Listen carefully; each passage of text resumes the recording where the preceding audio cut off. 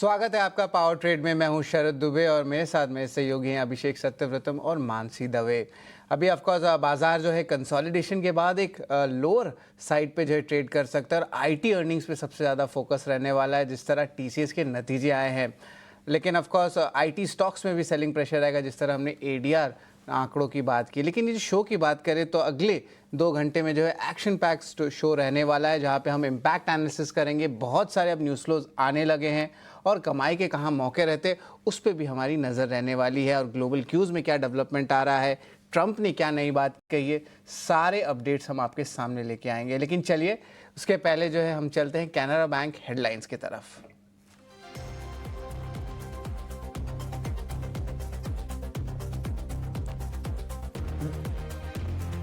Donald Trump ने Canada पर लगाया 35% का टैरिफ। 1 अगस्त से कनाडा पर लागू होगा टैरिफ। यूरोपियन यूनियन पर भी ट्रंप जल्द जारी कर सकते हैं टैरिफ लेटर। डाउ फ्यूचर्स में तेज गिरावट, करीब 200 अंक फिसला। नैस्डैक फ्यूचर्स में भी 100 अंकों की कमजोरी। लेकिन कल डाउ जोन्स 192 अंक चढ़कर बंद हुआ। नैस्डैक और S&P 500 ने बनाया नया रिकॉर्ड। एशिया के बाजारों से मिले जुले संकेत। गिफ्ट निफ्टी करीब 150 अंक टूटा, 25,300 के नीचे फिसला। जापान के निक्केई में करीब 50 अंकों की कमजोरी। लेकिन हांगकांग और चीन के बाजारों में 1 से 1.5% की तेजी। कच्चा तेल करीब $70 के पास। कॉमेक्स पर तेजी के साथ गोल्ड $3,335 और चांदी $38 के पास। तो घरेलू बाजार में सोना ₹850 चढ़कर ₹96,500 और चांदी ₹150 गिरकर 1,07,000 के ऊपर। लगातार दूसरे दिन एफआईज ने की खरीदारी। कल कैश में 221 करोड़ रुपए के शेयर खरीदे, तो डीआईज ने लगातार चौथे दिन कैश में लगभग 600 करोड़ रुपए के शेयर खरीदे। जून तिमाही में टीसीएस के कमजोर नतीजे। मुनाफा 4.5% बढ़ा, लेकिन आय और कामकाजी मुनाफे में कमजोरी। मार्जिन सपाट रहे। मजबूत ऑर्डर बुक से मैनेजमेंट का आगे आय बढ़ाने पर भरोसा। टीसीएस के कमजोर नतीजे के बाद इन्फोसिस और विप्रो के एडीआर 4 से 6% तक फिसले। आज आईटी कंपनियों पर रहेगा बड़ा फोकस। जून तिमाही में इरिडा की आय 29% बढ़कर 1,909 करोड़ रुपए पहुंची, लेकिन मुनाफा 35% गिरकर 247 करोड़ रुपए आया। असेट क्वालिटी में भी गिरावट रही। ग्लेनमार्क की सब्सिडरी आईजीआई ने एबवी के साथ बड़ी ग्लोबल डील। कैंसर की दवा ISB 2001 के लिए $70 करोड़ में किया करार। पब्लिक इन्वेस्टर्स ने जी एंटरटेनमेंट में वारंट इशू का प्रस्ताव किया खारिज। करीब 41% निवेशकों ने वारंट इशू के विरोध में डाला वोट। HUL के टॉप मैनेजमेंट में बदलाव। प्रिया नायर 5 साल के लिए बनी नई CEO एंड MD। रोहित जावा की जगह 1 अगस्त से संभालेंगी पद।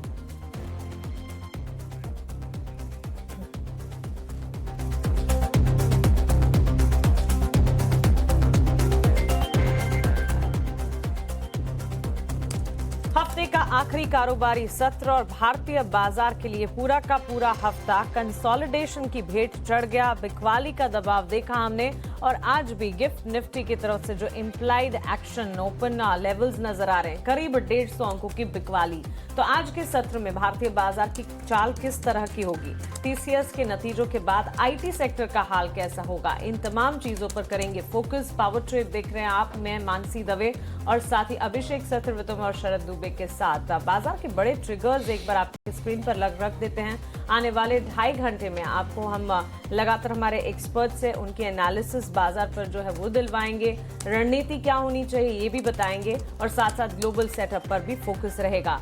सबसे इंपॉर्टेंट और सबसे पहले टीसीएस के नतीजे। क्वार्टरली नतीजों का सिलसिला टीसीएस के नंबर्स से ही शुरू हुआ है और जून तिमाही में टीसीएस में कमजोर नतीजे तो दिखे ही हैं। मुनाफा करीब 4.5% बढ़ा, लेकिन आय और कामकाजी मुनाफे में कमजोरी देखने को मिली है। मैनेजमेंट की तरफ से क्या कमेंट्री आई, बुलेटिन में आगे आपको विस्तार से बताएंगे। साथ साथ ग्लोबल फ्रंट पर टैरिफ सिनेरियोज में भी काफी सारे डेवलपमेंट्स और ताजा डेवलपमेंट की अगर बात करें तो डोनाल्ड ट्रंप ने कनाडा पर करीब 35% का टैरिफ लगाया है और साथ ही यूरोपियन यूनियन को टैरिफ लेटर्स जल्द भेजने की बातचीत भी यहां पर की जा रही है और ये भी कहा है कि जल्द टैरिफ लेटर्स जो हैं यूरोपियन यूनियन पर जारी किए जा सकते हैं। 1 अगस्त से कनाडा पर जो टैरिफ सिनेरियोज इंप्लीकेशंस हैं वो लागू हो जाएंगे। डाउ फ्यूचर्स में तेज गिरावट देखने को मिली और साथ ही अगर विदेशी बाजार में यूएस मार्केट्स की बात करें कल ठीक ठाक थे, लेकिन एशियाई बाजार का हाल जो है आज कमजोरी है और गिफ्ट निफ्टी की तरफ से गिरावट है। कल के सत्र में भारतीय बाजार ने भी बिकवाली झेली थी। गिफ्ट निफ्टी के इंडिकेशंस को अगर माने तो 35,300 के नीचे भी भारतीय बाजार आज खुल सकते हैं।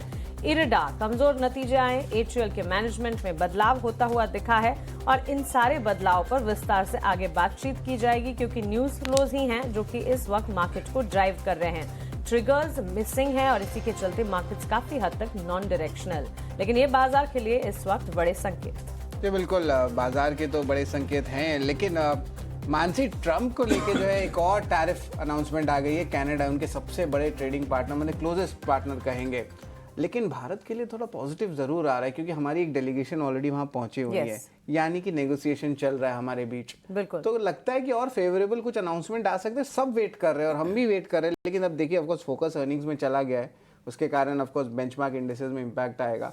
लेकिन मानसी ग्लोबल क्यूज में आप क्या देख रहे हैं यहाँ पे? देखिए अनाउंसमेंट तो अब आ रहा है, अभी 20 या 21-22 कंट्री हो गए होंगे जिनको लेटर्स 22-24 हो गए हैं टोटल। अगर हम देखें शरद तो 14, 8, 22 तो 24 और कनाडा मिलकर 25, तो 25 हो गए। बड़े कंट्रीज हो गए, छोटे कंट्रीज हो गए और अब कनाडा भी हो गया, नेबर भी हो गया। तो फिर अब इंडिया का कब बारी आ रहा है? इंडिया की बारी बिल्कुल, और डेवलपमेंट का इंतजार तो है ही, लेकिन इंडियन डेलीगेट्स रिप्रेजेंटेटिव्स जो हैं वो यूएस का दौरा भी कर रहे हैं और एक चीज हमने तय रखी है कि हमें अग्रेसिव स्टांस नहीं दिखाना है और बिकॉज जिस तरह से लेटर्स भेजे जा रहे हैं, डोनाल्ड ट्रंप की पिछली टिप्पणी की अगर बात करें, उन्होंने ये भी कहा था कि वो आशावादी है इंडिया को लेकर और अगर यूएस की कंपनियों को हमने रिस्पांस दिया, मौके दिए तो फिर एक अच्छी बेहतर डील हो सकती है। लेकिन नेगोशिएशन टेबल पर क्या कुछ हो रहा है इस पर लगातार फोकस है और रिप्रेजेंटेटिव्स दोनों ही देशों के एक दूसरे से बातचीत लगातार कर रहे हैं। इसका मतलब मानसी बना रहेगा ये एक सस्पेंस मानसी एक चीज और भी है कि मतलब इतने दौर की बातचीत हो गई, बार बार हमारा डेलीगेशन जा रहा है, आ रहा है, यानी कि पेच फंस रहा है। जिन मुद्दों पर हमें सहमति बनाने की जरूरत है उस पर हो नहीं पा रहा है। हाँ। तो मे बी कि अभी तक नहीं हुआ तो ठीक है, पॉजिटिव मान रहे हैं, लेकिन क्या पता कि बात ये फंस जाए। लेकिन यूएस इतना जल्दी अनाउंस भी नहीं कर रहा है, ना करता होता है सबके सब ब्लैंकेट अनाउंसमेंट कर रहा है, इंडिया के लिए नहीं कर रहा है। और सबसे बड़ी बात कि बाकी 25 देशों के लिए अनाउंसमेंट हो चुके हैं, तो कैविएट है, इस पर नजर है हमारी, लेकिन उम्मीद यही करके चलेंगे कि जो बातचीत हुई है on the face of it, जो बातचीत कर रहे हैं रिप्रेजेंटेटिव्स, तो कुछ बेटर निकल कर आए। लेकिन विदेशी बाजार के संकेत में तो सबसे पहले गिफ्ट निफ्टी की तरफ से 150 अंकों की गिरावट यहाँ पर करीब देखने को मिली है, सीधा इंडिकेशन है। वैसे ही भारतीय बाजार के लिए हम देख रहे हैं पूरा का पूरा हफ्ता जो है काफी कमजोर रहा और अब यहाँ से टीसीएस के जो ने भी निराश किया है, तो सेंटिमेंट्स और ज्यादा गड़बड़ाएंगे और हफ्ते का आखिरी कारोबारी सत्र तो मार्केट पार्टिसिपेंट शायद बैठे रहेंगे वेट एंड वॉच मोड में ही और कुछ करना शायद ना चाहे। लेकिन एट प्रेजेंट गिफ्ट निफ्टी की तरफ से कमजोरी के संकेत है। अमेरिकी बाजार कल मजबूत थे। फ्यूचर्स की अगर बात करें तो इस वक्त हम देख रहे हैं वॉलेटाइल मूव्स हैं, लेकिन लगातार दूसरे दिन तेजी 192 अंकों की मजबूती डाउ में तो नजर आई थी। नैस्डैक एसएनपी में भी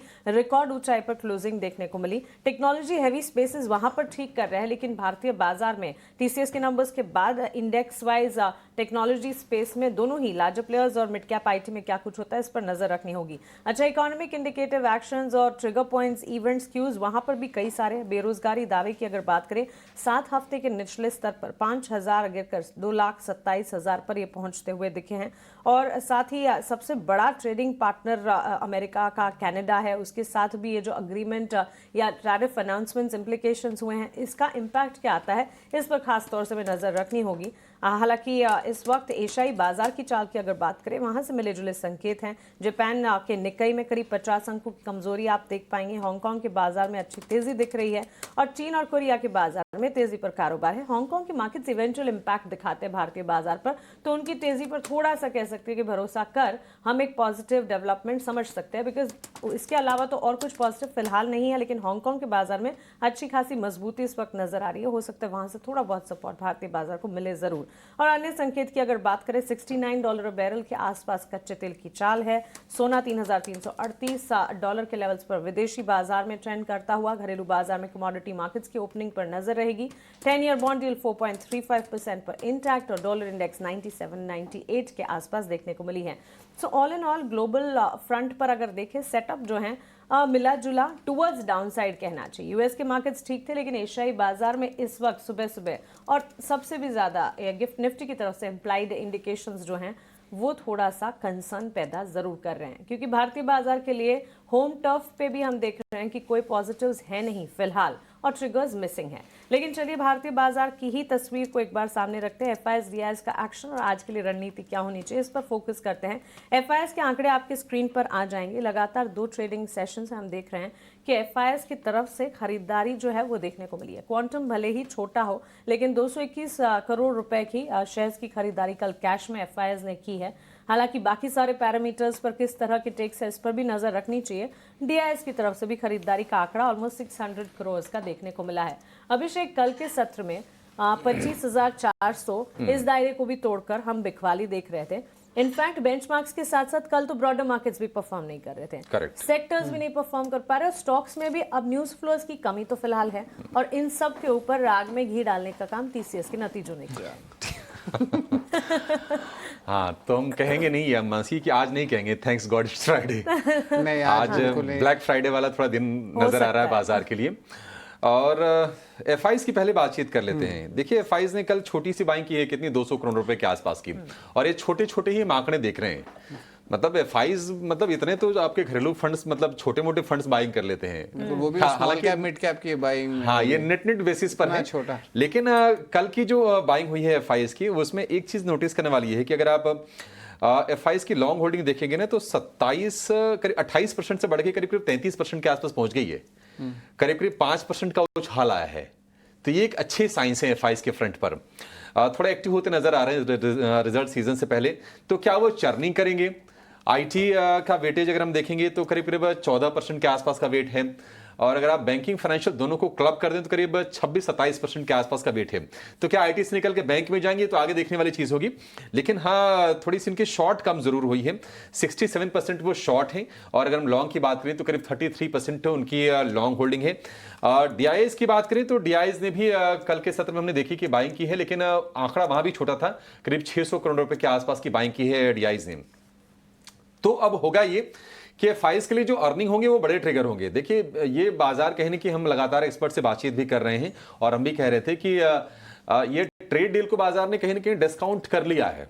बट होता यह है कि मान लीजिए कि अगर ऑलरेडी आपके लिए संकेत नेगेटिव हो, उसमें कोई अगर नेगेटिव चीज आ गई तो बाजार थोड़ा शार्पली नीचे की तरफ रिएक्शन दे देता है, सेंटिमेंट और खराब, सेंटिमेंट थोड़ा और वीक हो जाता है। तो ये हो सकता है संभावना। अगर हालांकि उम्मीदें हैं कि नहीं, डील हम अच्छी कर लेंगे। अब जैसे मानसी कह रहे हैं कि इतने दौर की बातचीत हो चली है, बार बार हमारा डेलीगेशन जा रहा है, और देखिए 2 ही चीजों पर फंस रहा है मामला, एक डेयरी प्रोडक्ट्स को लेकर और दूसरा एग्री को लेकर, क्योंकि ये बहुत ही सेंसिटिव मसले हैं। और इनका तो शेल्फ लाइफ भी कम होता है, मतलब नॉर्मली देखा गया है। तो और जो वॉलमार्ट और ये सब जो होते हैं ना, जितने बड़े बड़े शॉप्स, तो इनका बहुत बड़ा एग्रीमेंट्स होता है इन फूड के साथ। हाँ, तो उनके साथ होता है शरद। लेकिन मेन है क्या ना कि ये सरकार के लिए बड़ा संवेदनशील है। अगर आप वोट बैंक की पॉलिटिक्स के लिए बात करें ना, तो विपक्षी पार्टियां घेर लेंगी सरकार को कि हमारे एग्रेरियन इकोनॉमी है, छोटे छोटे किसान हैं, और अगर आप एफडीआई के लिए अलाउ कर देते हैं, अगर आप अपने बाजार को ओपन अप करते हैं, तो फिर बेचारे उनके आजीविका का संकट आ जाएगा। तो बहुत ही संवेदनशील मसला है ये। अमेरिका के लिए उतना संवेदनशील नहीं है। अमेरिका में कितना 100 में से ना 2% लोग ही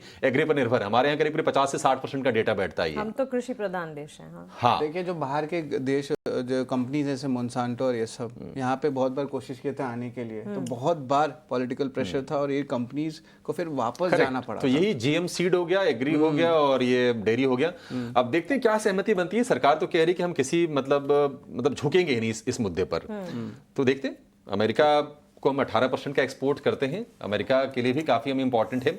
तो कुछ अरेंजमेंट बनने की उम्मीद है। लेकिन एफआईज कि अब चाल यहां से क्रूशियल होगी कि आईटी के अगर मान लीजिए कि टीसीएस के बाद बाकी भी खराब नतीजे अगर आ गए तो थोड़ा सा ना चर्निंग कर सकते हैं वो, ऐसा नहीं कि आउटफ्लो आएगा, लेकिन मुझे लगता है चर्निंग होगा वो, क्योंकि बैंकिंग फाइनेंशियल आपका स्ट्रांग है, बहुत स्ट्रांग है, सारे क्यूज स्ट्रांग है बैंकिंग फाइनेंशियल के लिए। तो अभी इस बार तो Q1 अपडेट्स भी अच्छे आए थे लार्जली, और आपने कहा कि सिर्फ आईटी और बैंक्स में ही एफआईज का ज्यादातर चर्न देखने मिलता है, और एक जो वेट एंड वॉच चल रहा था एफआईज का जो आईटी स्पेस में मानसी, अब लगता है धीरे धीरे करके वो ट्रस्ट गिर रहा है, बिकॉज जो बीएफएसआई का एक कमेंट्री आया था, पुलकित मुझे बता रहे थे कि जो 60% रेवेन्यू एट एन एवरेज आता है वहाँ पे कमेंट्री खराब आ रही है, और जो नए लोग को एडमिशन करना है या जो आप कहेंगे जो नए एम्प्लॉयज को आना है उस पर कोई कमेंट्री नहीं आई है, और टीसीएस देश का सबसे बड़ा रिक्रूटर एक चीज और हुई थी शरद, अगर आपको याद होगा कि वहां पर अमेरिका में जो डोनाल्ड ट्रंप ने जो अपना विभाग जो बनाया था डॉजी, हाँ उसका हुआ क्या? वो विभाग अभी भी है।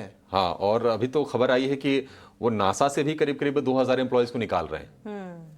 मतलब ऊपर के लेवल पर तो बहुत बड़े लेवल पर, ऊपर के लेवल पर कहा गया कि बहुत सारे 2000 करीब करीब संख्या ये बैठती है उनको छोड़ने को, तो वो कॉस्ट को लेकर थोड़ा सा प्रेशर हो रहा था। और बीएफएसआई जो आ रहा है इनका रेवेन्यू, ये तो मतलब 80% तो आपकी रेवेन्यू अमेरिका से ही आ रही है ना, तो ये एक टेंशन बन रही है। मैंने अभी तक बजट का क्लैरिटी नहीं आया कि इस साल बजट क्या रहेगा और बजट के बाद इंडियन कंपनीज को क्या काम देने वाले हैं। तो क्लैरिटी तो तब आए ना जब डोनाल्ड ट्रंप अपने ड्रामे एक एक कर इम्प्लीकेशंस और नई नई चीजें और मियाद लगातार बढ़ाना घटाना। बाकी तो स्पेंडिंग बिल वगैरह उन्होंने टैक्स वगैरह वाला तो पारित करवा ही लिया है, तो वो ट्रंप है, मतलब कोई ना कोई इधर से उधर जुगाड़ लगा के कुछ ना कुछ तो हो ही जा रहा है वो।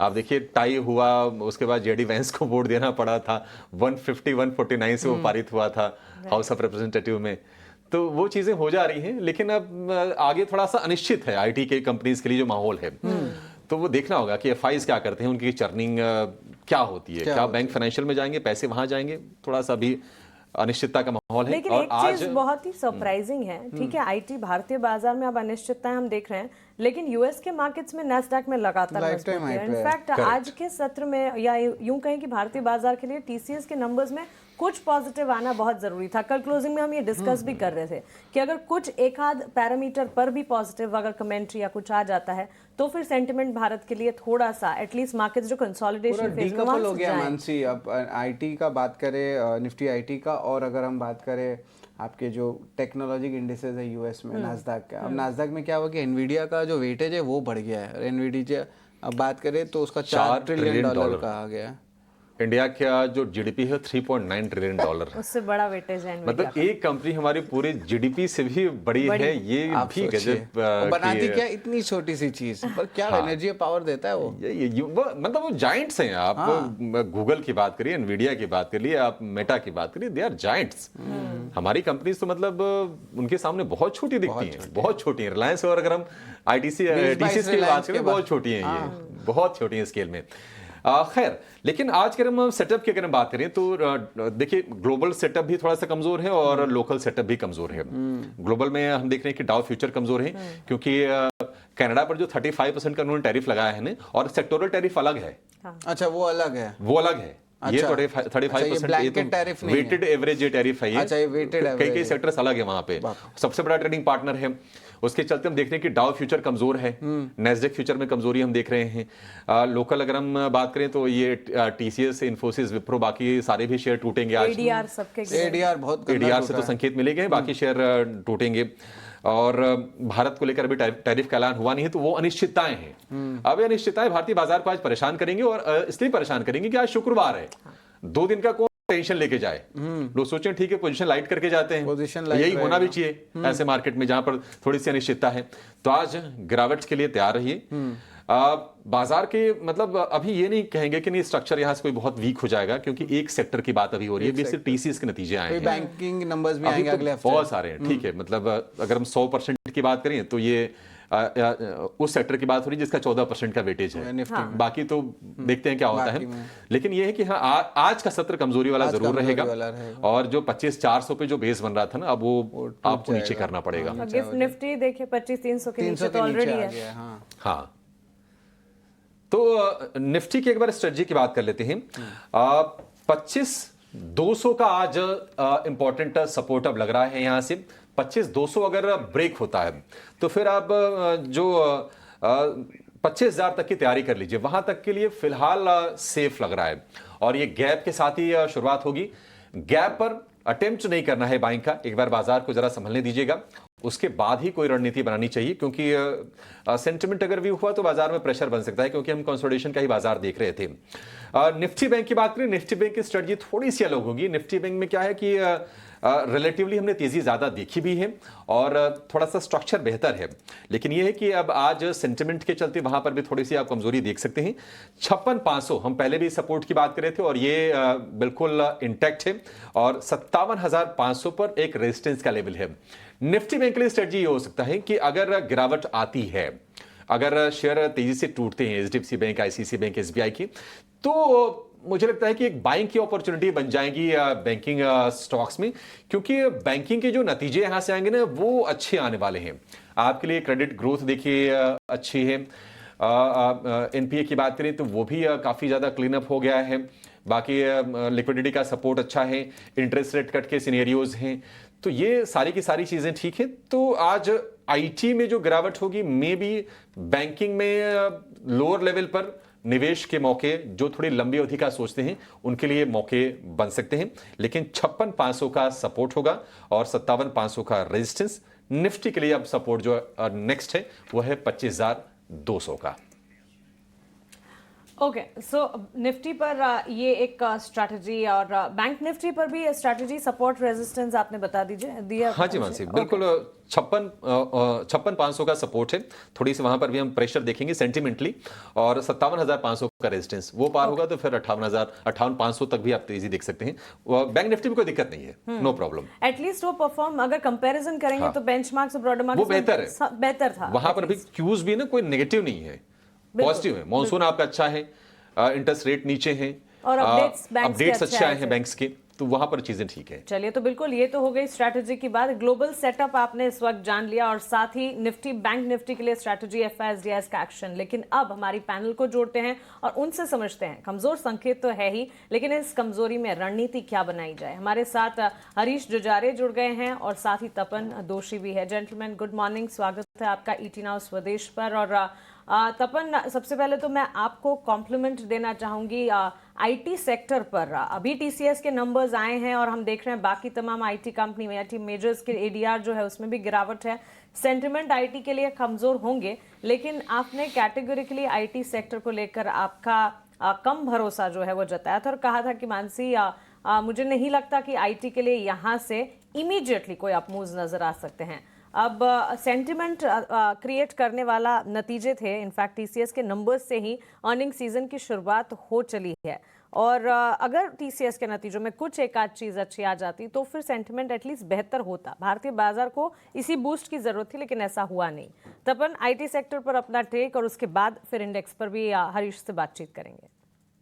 गुड मॉर्निंग मानसी जी। देखिए, टीसीएस के रिजल्ट ने एक चीज तो बताई दी कि वीकनेस है, और काफी टाइम से मैं यही बोल रहा था, जो वीकनेस दिख रही है वो अक्रॉस द बोर्ड टीसीएस के वर्टिकल और काफी बड़े स्टॉक्स की बात करना, इन्फोसिस और विप्रो सब जगह वर्टिकल में आएगी।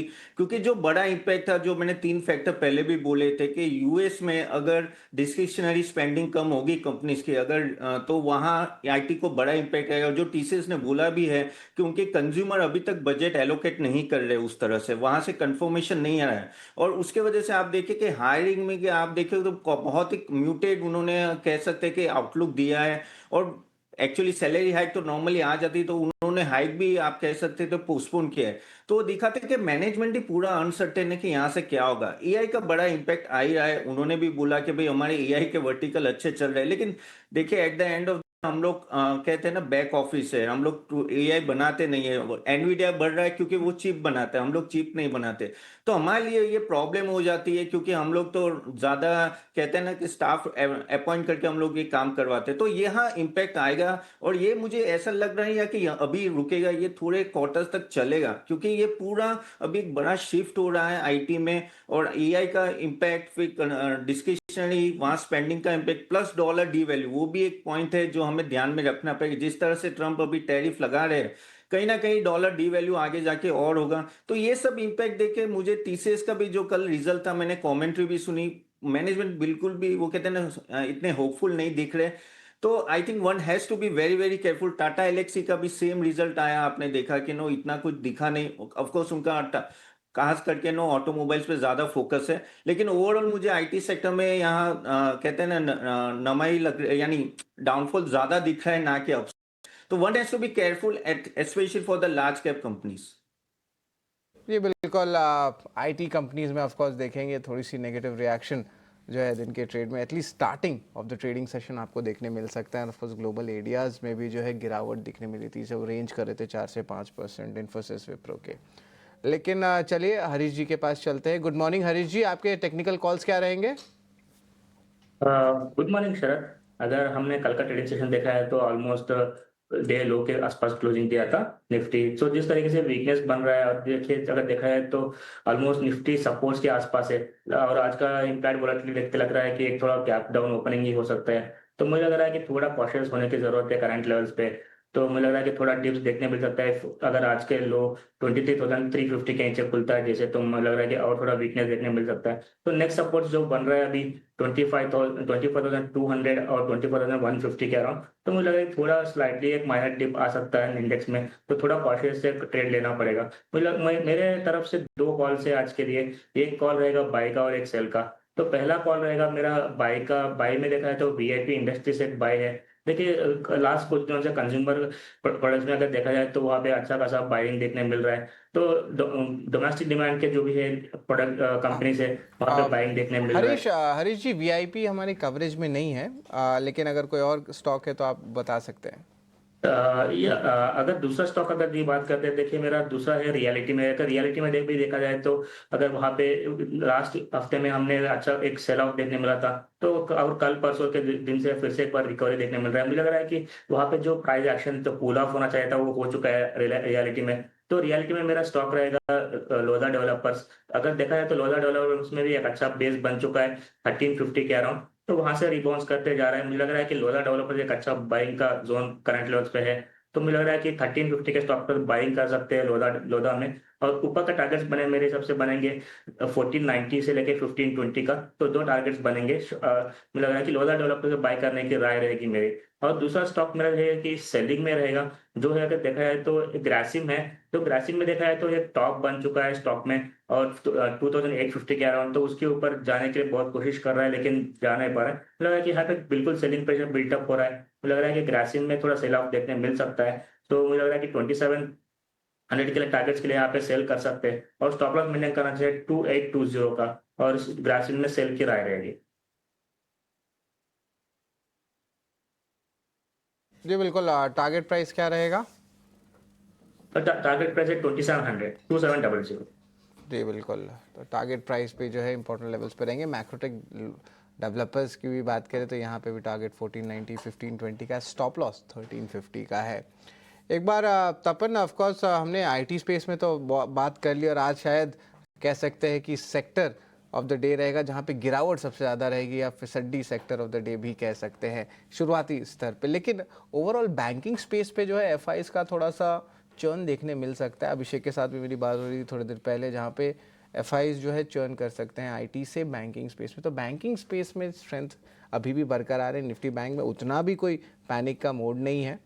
अब ज़रा बताएं कि बैंकिंग स्पेस को आप फंडामेंटली कैसे देख रहे हैं अभी? जी शरद जी, देखिए जैसे आपने बोला ना कि आईटी और बैंकिंग 2 मेजर सेक्टर होते हैं जहाँ एफआई की बाइंग होती है, और वहाँ अगर आईटी वीक होता है तो ऑफकोर्स शिफ्टिंग बैंकिंग में आपने सही बोला है। तो बैंकिंग ऑफकोर्स फंडामेंटल देखो तो काफ़ी अच्छे स्पेस पे दोनों प्राइवेट और पब्लिक बैंक, और काफ़ी अच्छी तरह से डबल डिजिट में हम लोग ये क्वार्टर में भी अगर रिजल्ट आते हैं तो जैसे रिजल्ट आएंगे लग रहा है कि double digit growth, credit growth हम लोग दिख पाए। एनपीएस काफ़ी हद तक कंट्रोल में है, अभी कोई इतना प्रॉब्लम नहीं आ रहा है जीडीपी में, तो मुझे एनपीएस भी कंट्रोल में ही लगेंगे इस टाइम भी। और वहां यहाँ एक चीज थी, देखा कि नेट इंटरेस्ट मार्जिन में इंपैक्ट आएगा क्योंकि रेपो रेट कट का, लेकिन वो क्रेडिट ग्रोथ होगा ना तो most of the banks offset कर पाएंगे, तो वो एक अच्छी चीज है। प्लस जो खास करके पब्लिक बैंक देखेगा आप ना, क्योंकि उन्होंने इंटरेस्ट रेट कट किया तो उनके क्रेडिट ग्रोथ ज्यादा अच्छे दिखेंगे।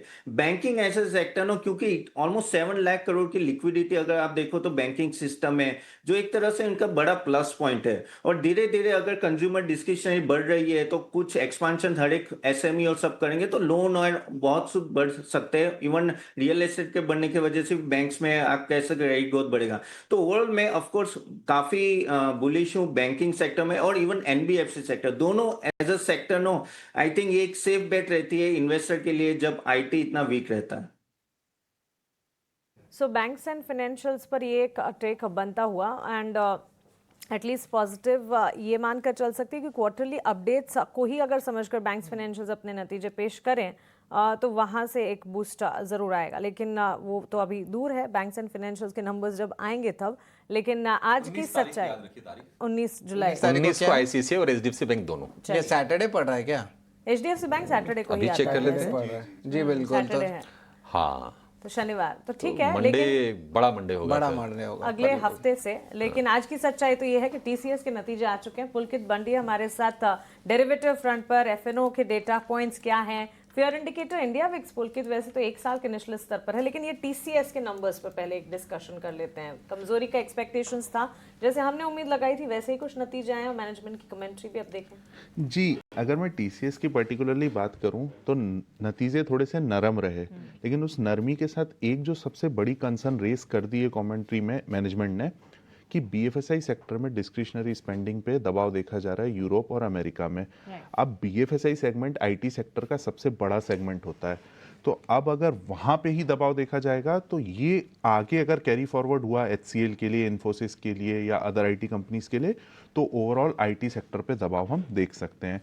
अगर मैं रही एक्सपेक्टेशंस की बात कर लूँ तो रेवेन्यू हमारी एक्सपेक्टेशन से डाउन रहा है, एबिट भी डाउन रहा है, एबिट मार्जिन थोड़ा सा इनलाइन रहा है। प्रॉफिट आफ्टर टैक्स लोगों को लग रहा होगा थोड़ा बढ़ के आया है, जो कि लगभग 4.4% बढ़ा है। बट ये मैं दर्शकों को बता दूं, इसमें 600 करोड़ का इनकम टैक्स की तरफ से इंटरेस्ट एक रिसीव हुआ है, तो वो एक थोड़ा सा बढ़त हमको दिख रहा है। तो मोटा मोटा कोई बहुत बड़ा काम नहीं हुआ है, तो टीसीएस नरम है थोड़ा। अब आगे देखते हैं आगे के आईटी रिजल्ट्स कैसे रहते हैं, और इस हिसाब से निफ्टी आईटी का भी हम व्यू बनाएंगे। तो टीसीएस का मानसी जी ये था। एक और चीज़ जो दर्शकों के लिए बता दूं, यहाँ पे जो टोटल कॉन्ट्रैक्ट वैल्यू बहुत एक इंपॉर्टेंट पैरामीटर होता है किसी भी आईटी कंपनी के लिए, वो घट गया है। वो $12.2 बिलियन जो पिछले क्वार्टर में था, अब वो सिर्फ $9.4 बिलियन बचा है। तो अब ये डील कॉन्ट्रैक्ट साइन होते हैं, अब इसका आगे किस तरह से रेवेन्यू कन्वर्जन होगा वो एक अलग बात होती है, बट डील कॉन्ट्रैक्ट ही इतना घट गया है, तो अब आगे के क्वार्टर्स थोड़े से कॉशियस रहे। क्लाइंट एडिशन ठीक ठाक रहे, लेकिन कुछ जो इनके हाई रेवेन्यू मार्जिन वाले क्लाइंट रहते हैं वहां पे थोड़ी सी नरमी भी देखी गई है। तो अभी आगे हम ये देखना होगा कि किस तरह से फर्दर क्वार्टर्स में ये लोग करते हैं। बट हाँ, एक बार अगर टैरिफ अनसर्टेनिटी जो खत्म हो गई, और अगर आगे ये ऐसा रहा कि ग्लोबल में जो भी मैक्रो इकोनॉमिक इश्यूज चल रहे हैं वो शांत हुए, तो ये हो सकता है डिस्क्रिशनरी स्पेंडिंग जो कम हो रही है वो वापस आए, और वापस फिर हम एक रैंप अप देख सकते हैं आने वाले। लेकिन दिक्कत ये है ना कि आगे के फ्यूचर को लेकर भी जो कमेंट्री है काफी उत्साहजनक नहीं है कंपनी की वो तरफ से। आज की करंट सिचुएशन थोड़ी सी इस तरह की है। आप ये मान सकते हैं कि अगर मान लेते हैं अगले हफ्ते कुछ टैरिफ के ऊपर क्लैरिटी आ गई, तो Q2 या Q3 बेहतर भी हो सकता है। मार्जिन हमारे एक्सपेक्टेशन से मतलब किस साइड पर रहे हैं? मार्जिन तो हमारे एक्सपेक्टेशन के इनलाइन रहे। हमने लगभग दिए थे कि ये 30 बेसिस पॉइंट का इनका जो इंक्रीमेंट आया है वो इनलाइन ही है, हमने जैसा बोला था। लेकिन रेवेन्यू और एबिट इटसेल्फ डाउन हुआ है। ये मार्जिन थोड़ा सा बढ़ के इसलिए भी आया है क्योंकि जो बीएसएनएल की डील थी टीसीएस की, वहां पे ये लो मार्जिन वाली डील थी, अब वो डील ही चली गई, तो वहां से एक थोड़ा सा शूट अप आ गया मार्जिन में। लेकिन मोटा मोटा देखा जाए तो कोई बहुत बड़ा फायदा हुआ नहीं है टीसीएस को। उससे उतना बूस्ट मिल नहीं पाया जितना मिल सकता है। और ऑल इन ऑल अगर आप देखिए, यूरोप में कॉन्ट्रैक्शन देखने को मिली है डिमांड के फ्रंट पर, स्पेसिफिकली बीएफएसआई सेक्टर को लेकर। And above all AI skills जो हैं लगातार बढ़ रहे हैं। अब एआई या कितनों की नौकरियां लेगा, ये तो आईटी सेक्टर को अब देखना ही पड़ेगा। टीसीएस की अगर बात एआई करें, के ऊपर एक चीज मैं बता दूं, टीसीएस ने पिछले क्वार्टर में एक बात बोली थी कि हम सबसे बड़ी वर्कफोर्स को तैयार करेंगे एआई रिलेटेड काम। उन्होंने ये भी बोला था पुलकित शायद कि 1.25 लाख के आसपास उनकी वर्कफोर्स ऑलरेडी और एआई वही में उन्होंने कल नंबर भी एक दिया, 1,14,000 लोग स्किल्ड हो चुके हैं उनके एआई के लिए। लेकिन एक जो बहुत बढ़िया बात कही उन्होंने, एआई जॉब नहीं लेगा, जॉब वैसी की वैसी रहेंगी, हम लोग जो फ्रेशर हायरिंग वगैरह कर रहे हैं वो सारी चीजें हम करते रहेंगे, तो जॉब के ऊपर कुछ नहीं है। हालांकि एट्रिशन रेट बढ़ के आया है। एट्रिशन भी बढ़ रहा है बढ़ेगा पुलकित, ही। और हमने ये भी देखा है कि हायरिंग जिस स्पीड से होती थी, हमने वो फेज भी देखा है कि एक एक क्वार्टर में 40-40, 50-50 हजार की हायरिंग होती थी, वो तो कम निश्चित तौर पर हो गई कल है। 5,000 की आई, क्वार्टर ऑन क्वार्टर बेसिस पे टीसीएस ने लगभग 5,000 लोग बताइए, तो extra बेंच add स्ट्रेंथ भी किए। घट रही है और ये हायरिंग का ट्रेंड भी नीचे आ रहा है। और attrition वहां से हो आपको रहा है। शरद याद होगा, ये बहुत कम 45,000, 50,000 वो तो नॉर्मल था, average ये था। जो अपडेट आता था। और अब 50,000 से 5,000 so begin itself। लेकिन चलिए टीसीएस की तो बात हम कर ही रहे हैं, लेकिन एफएनओ की पोजीशनिंग, हमारे साथ गेस्ट भी हैं, उनसे भी आगे विस्तार से काफी सारी बातचीत करनी है। पुलकित, क्विकली आप बताइए। और इंडिया विक्स हम देख रहे हैं एक साल के निचले स्तर पर 11-12 के लेवल्स, कंफर्ट लेवल है, लेकिन कितनी ज्यादा गिरावट? इंडिया विक्स के लेवल पे अगर मानसी जी बात की जाए ना, तो मैं एक चीज बता देता हूँ। सुबह ही आज मैं देख रहा था, लगभग 10 दिन से मार्केट कंसोलिडेट कर रहा है 25,450 से लेके 25,650 के बीच में। इंडिया विक्स इस दरमियान लगभग 7.5% गिर गया है, तो वोलेटिलिटी थोड़ी सी कम हुई है। और वही हम इस नंबर में देख भी रहे हैं कि 11.67 पे है, तो ये कंफर्टेबल है पोजीशन, कोई बहुत ज़्यादा वोलेटिलिटी है नहीं। अगर हम पुट कॉल रेशो की बात करें तो निफ्टी में लगभग 0.69 पे आया है, और बैंक निफ्टी में बात करें तो लगभग 0.86 के ऊपर आया है। दोनों की दोनों कंफर्टेबल पोजीशन में है। अगर हम चेंज इन ओपन इंटरेस्ट की बात करें इंडेक्स फ्यूचर्स में, तो लगभग 0.07% की बढ़त आई है। बहुत मामूली बढ़त है, कोई बहुत ज़्यादा नहीं है, और जो एक्टिविटी है वो शॉर्ट बिल्डअप की है। अगर हम मोस्ट एक्टिव स्ट्राइक प्राइसेस की बात करें तो कॉल में 25,500 है और पुट में 25,400 है। हालांकि जिस तरह की दशा अभी गिफ्ट निफ्टी दिखा रहा है, इसमें बहुत जल्द बदलाव आ जाएगा, क्योंकि थोड़ा सा एक गिरावट की तरफ हो सकता है। तो ये चेंजेस जैसे भी होंगे हम दर्शकों को आगे दिन के दरमियान बता देंगे। हाईएस्ट ओपन इंटरेस्ट की बात की जाए तो पुट में 24,000 है और कॉल में 26,500 है। वहीं अगर हम बैंक निफ्टी की बात करें, चेंज इन ओपन इंटरेस्ट लगभग 3.5% से घटा है, और एक्टिविटी जो देखी गई वो लॉन्ग अनवाइंडिंग की देखी गई। हाईएस्ट ओपन इंटरेस्ट की बात की जाए तो पुट और कॉल दोनों ही तरफ 56,000 का है। वहीं अगर हम लॉन्ग पोजीशंस को देखें तो एफआई की लॉन्ग पोजीशन लगभग 24.65% आई है, जो कि कल के मुकाबले थोड़ी सी घटी है। कल 27.7% थी। डीआई लॉन्ग पोजीशन 63.2% आई है, और रिटेल लॉन्ग पोजीशन लगभग 59.4% के ऊपर है। अगर हम एफएनओ बैन की बात कर लें तो दो सिक्योरिटीज एफएनओ बैन में है, एक तो आरबीएल बैंक और एक हिंदुस्तान कॉपर। आरबीएल बैंक और हिंदुस्तान कॉपर ये एफएनओ बैन में है, और वादा की स्ट्रेटजी आपको पुलकित ने बता दी है कि कहां पर किस तरह से पोजीशन बन रही है, और आगे का जो डायरेक्शन लग रहा है वो वादा के आंकड़ों से क्या लग रहा है ये भी आपने जान लिया। लेकिन एक और शेयर आज आईटी के अलावा फोकस में रहेगा, जो कि हैवीवेट है, बड़ा शेयर है, वो है एचयूएल का, क्योंकि रोहित जावा ने एमडी एंड सीईओ के तौर पर उन्होंने इस्तीफा दिया। जुलाई 31 उनका लास्ट डे होगा, और अगस्त से प्रिया नायर कंपनी की कमाल संभालेंगी। अब ये नई बॉस होंगी। प्रिया नायर करीब 30 साल पहले इन्होंने एचयूएल ज्वाइन किया था, यानी कि 1995 में, और मैनेजमेंट ट्रेनिंग के तौर पर करियर की शुरुआत की थी। सेल्स मार्केटिंग पर ज़्यादा इनका समय गुजरा है, और फिलहाल ये ब्यूटी केयर डिवीज़न की कमान ये संभाल रही थी प्रेसिडेंट के तौर पर। तो एक चेंज ऑफ गार्ड है। तपन जी, आपसे ज़रा व्यू जानना चाहेंगे। वैसे बड़ी कंपनीज में मतलब अब ये काफ़ी करीब से जानती हैं प्रिया नायर कंपनी को, तो अच्छा ही है कि अंदर के से ही किसी को प्रमोट करके कार्यभार सौंपा गया है। आप कैसे देख रहे हैं इस चेंज को, और एचयूएल के शेयर पर अपना व्यू भी दीजिएगा।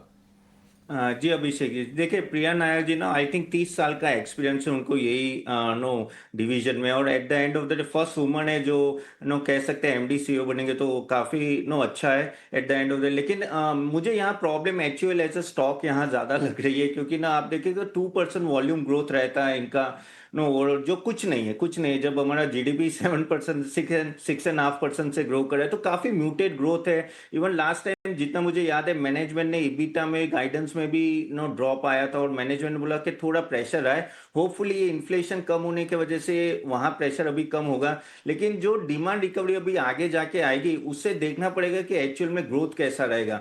देखो नए एमडी सीईओ के लिए बहुत टफ जॉब है, क्योंकि इनका अगर आप कुछ सालों से भी वॉल्यूम पिकअप देखें ना, 2 से 4% के आसपास है, तो एक्चुअली जब तक वहां वॉल्यूम पिकअप नहीं होगा ये स्टॉक प्राइस भी मूवमेंट होगा। 3 साल से एचयूएल ने कोई इतना खास रिटर्न दिया नहीं है। So as a investor also no मैं हमेशा ये देखूंगा कि वॉल्यूम ग्रोथ पिकअप हो रहा है, मार्जिन पिकअप हो रहा है कि नहीं। मार्जिन इस बार शायद पिकअप हो जाए लेकिन वॉल्यूम ग्रोथ में इतना लग नहीं रहा है। सो मेरे हिसाब से तो ये स्टॉक अभी भी मेरे हिसाब से अवॉइड है, क्योंकि एफएमसीजी में काफी सारे कंपनीज है। अगर आप देखो जो क्वार्टरली अपडेट आए जो काफी डबल डिजिट में ग्रोथ दे रहे हैं, तो one should avoid HUL for अभी के लिए। तो एचयूएल 2400 रुपए का भाव, कल भी हमने गिरावट शेयर में देखी है और कमजोरी के साथ ही ये शेयर बंद हुआ। बाकी एचयूएल के अलावा हमने देखा कि कल नेस्ले के शेयर पर भी कमजोरी रही, तो जो कंजम्पशन वाला खेमा रहा कल वहां पर थोड़ी निराशा देखने को मिली है।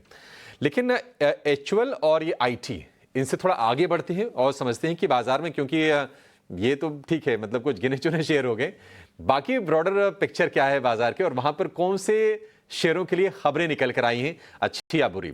पूरी लिस्ट शरद के पास है। शरद बताइए स्टॉक्स इन न्यूज। बिल्कुल, पिछले 4 दिन से हम जो है कंप्लेन कर रहे थे कि कोई न्यूज नहीं आ रहा है, कोई न्यूज नहीं आ रहा है, खाली बैठे हैं। आगे न्यूज, अब न्यूज भर के आ गए। शरद कह रहे लो आ गई न्यूज। और देखिए एक एक करके आपने 2 इंपॉर्टेंट न्यूज तो बता दिया, आईटी और एचयूएल, लेकिन इसके अलावा भी बड़े बड़े न्यूज फ्लो आए हैं। मिड कैप पे ज्यादा फोकस रखेंगे। ग्लेनमार्क फार्मा पे जो उनकी सब्सिडरी है आईजीआई एबीआई स्ट्राइक, इन्होंने लगभग आप कह सकते हैं $700 मिलियन का ग्लोबल लाइसेंसिंग पैक्ट किया है। लेकिन ये पैक्ट किसका है, ये बहुत इंपॉर्टेंट है। ये नेक्स्ट जनरेशन कैंसर ड्रग के लिए है, तो ये बहुत एक इंपॉर्टेंट चीज़ है। इसके अलावा ऑफकोर्स देखेंगे तो जी पे जो है आप कह सकते हैं एक पॉजिटिव रिएक्शन आ सकता है स्टॉक में। अब ये मैं क्यों बोल रहा हूँ, क्योंकि जो उनके इन्वेस्टर्स हैं उन्होंने रिजेक्ट कर दिया है प्रपोजल जो वारंट्स इशू करने वाले थे प्रमोटर एंटिटीज़ को। एक मॉरिशस से एंटिटीज़ है और इनडायरेक्ट ओनर्स जो है प्रमोटर्स हैं। लगभग 40% का जो है वोट आया अगेंस्ट ये जो रेजोल्यूशन था। ये थ्रू नहीं हुआ है। 2200 करोड़ का प्लान था फंड रेज का, अब वो ब्लॉक हो चुका है। अच्छा, अभी प्रमोटर का होल्डिंग सिर्फ 4% ही। वो सोचे थे कि 18% होगा, लेकिन नहीं हुआ है। और बहुत सारे प्रॉक्सी फर्म्स भी है मानसी, जिन्होंने जो है निंदा 1 महीने पहले से ही करने लगे। अच्छा, ये पता नहीं मॉरिशस की कोई फर्म है इनकी वहां पर, उसके थ्रू ये पैसे लाने वाले थे। लेकिन ये सोर्स ऑफ फंड क्या है, कहाँ ये यूज करेंगे, इस पे भी कुछ सवाल उठा रहे थे प्रॉक्सी फर्म्स और इन्वेस्टर्स भी कंसर्न थे। और अब देखिए इन्वेस्टर्स की चीजें तो जी में तो काफी टाइम से चल रहा है ना कि जो अगर प्रमोटर की तरफ से कुछ पॉजिटिव हो रहा है तो शेयर के लिए नेगेटिव हो रहा है। ये एग्जैक्टली यही ट्रेंड चला और आज भी यही होगा। प्रमोटर के लिए नेगेटिव है और स्टॉक चलेगा पॉजिटिव, ये हो सकता है, इसका चांसेस ज़्यादा है। हिस्टोरिकली हमको यही डेटा दिख रहा है। इसके अलावा एसबीआई पे भी नज़र डालेंगे। 16 जुलाई को इंपॉर्टेंट बोर्ड मीट है। अब यहाँ पे जो है ऑफकोर्स देखें कि जो QIP की एक फंड रेज की भी अनाउंसमेंट हो रही है, तो स्टॉक जो है लार्जली फैक्टर्ड इन है, बट ये डेट इंपॉर्टेंट है इसलिए मैंने आपको बताया। इंपॉर्टेंट है, लोगों ने लेवल भी याद ही कर लिया है। 820 एसबीआई मतलब 820 ये लेवल सबको याद हो गया। अगर आप ये नंबर बताएंगे तो हमारे टेक्निकल गेस्ट भी एग्री करेंगे कि 800 और 820 ये अगर 820 बोलेंगे तो लोग 780, 800 और 820, 20 रुपए इधर 20 रुपए उधर। और ये बहुत दिन से चल रहा है, बहुत महीनों से शायद चल रहा होगा। OMC स्टॉक्स पे भी नजर रखेंगे। आपके ऑयल सेंसिटिव्स हैं। यहाँ पे ऑयल प्राइस में जो गिरावट आई है 2% का $67-68 प्रति बैरल आई है। यहाँ पे ओपेक जो है अपनी डिमांड कम कर सकता है। अगले 4 साल के लिए उन्होंने कहा कि डिमांड थोड़ी कम रहेगी, लेकिन लॉन्ग टर्म इम्पैक्ट रहेगा। इसके कारण ऑफकोर्स ऑयल में थोड़ी सेलिंग आई है। लेकिन एविएशन, पेंट, स्पेशलिटी केमिकल के लिए तो अच्छा होता है कि जो अगर ब्रेंट क्रूड गिरता है, वही ONGC ऑयल इंडिया की बात करें तो वो पॉजिटिव रहता है। वेदांता में डेवलपमेंट आई है। AGM आया था, कंपनी ने कहा कि एडवांस स्टेजेस में रिस्ट्रक्चरिंग अपने बिजनेस को लेके। हालांकि वाइसरॉय रिसर्च जो शॉर्ट सेलर था उनके लिए जो है एक कड़क स्टेटमेंट आया। वो कहें कि ये रिपोर्ट मोटिवेटेड है कोई फॉरेन इंटरेस्ट से और इनको वो डील करने वाले हैं। अभिषेक, इंपॉर्टेंट डेवलपमेंट है वेदांता में कि एनुअल रिपोर्ट चलिए ठीक है रिस्ट्रक्चरिंग है, लेकिन लास्ट में उन्होंने कह दिया कि हम इसको डील भी करने वाले हैं और ये बाहर से मोटिवेशन आया है इस शॉर्ट सेलर जिसका नाम वाइसरॉय कहना ही था। खैर शरद, ये अब तो मतलब कोई आरोप लगाएगा तो कंपनी कहेगी कि नहीं मलेशिया से। और खैर हमने एक ट्रेंड देख भी लिया हिंडनबर्ग वाले मामले में ना, कि अच्छा वो भी अमेरिकन फर्म थी, अभी अमेरिकन फर्म। अब क्या पता है आदमी भी इंसान एक ही हो जो कंट्रोल कर रहा है, तो सवाल तो बहुत उठते हैं।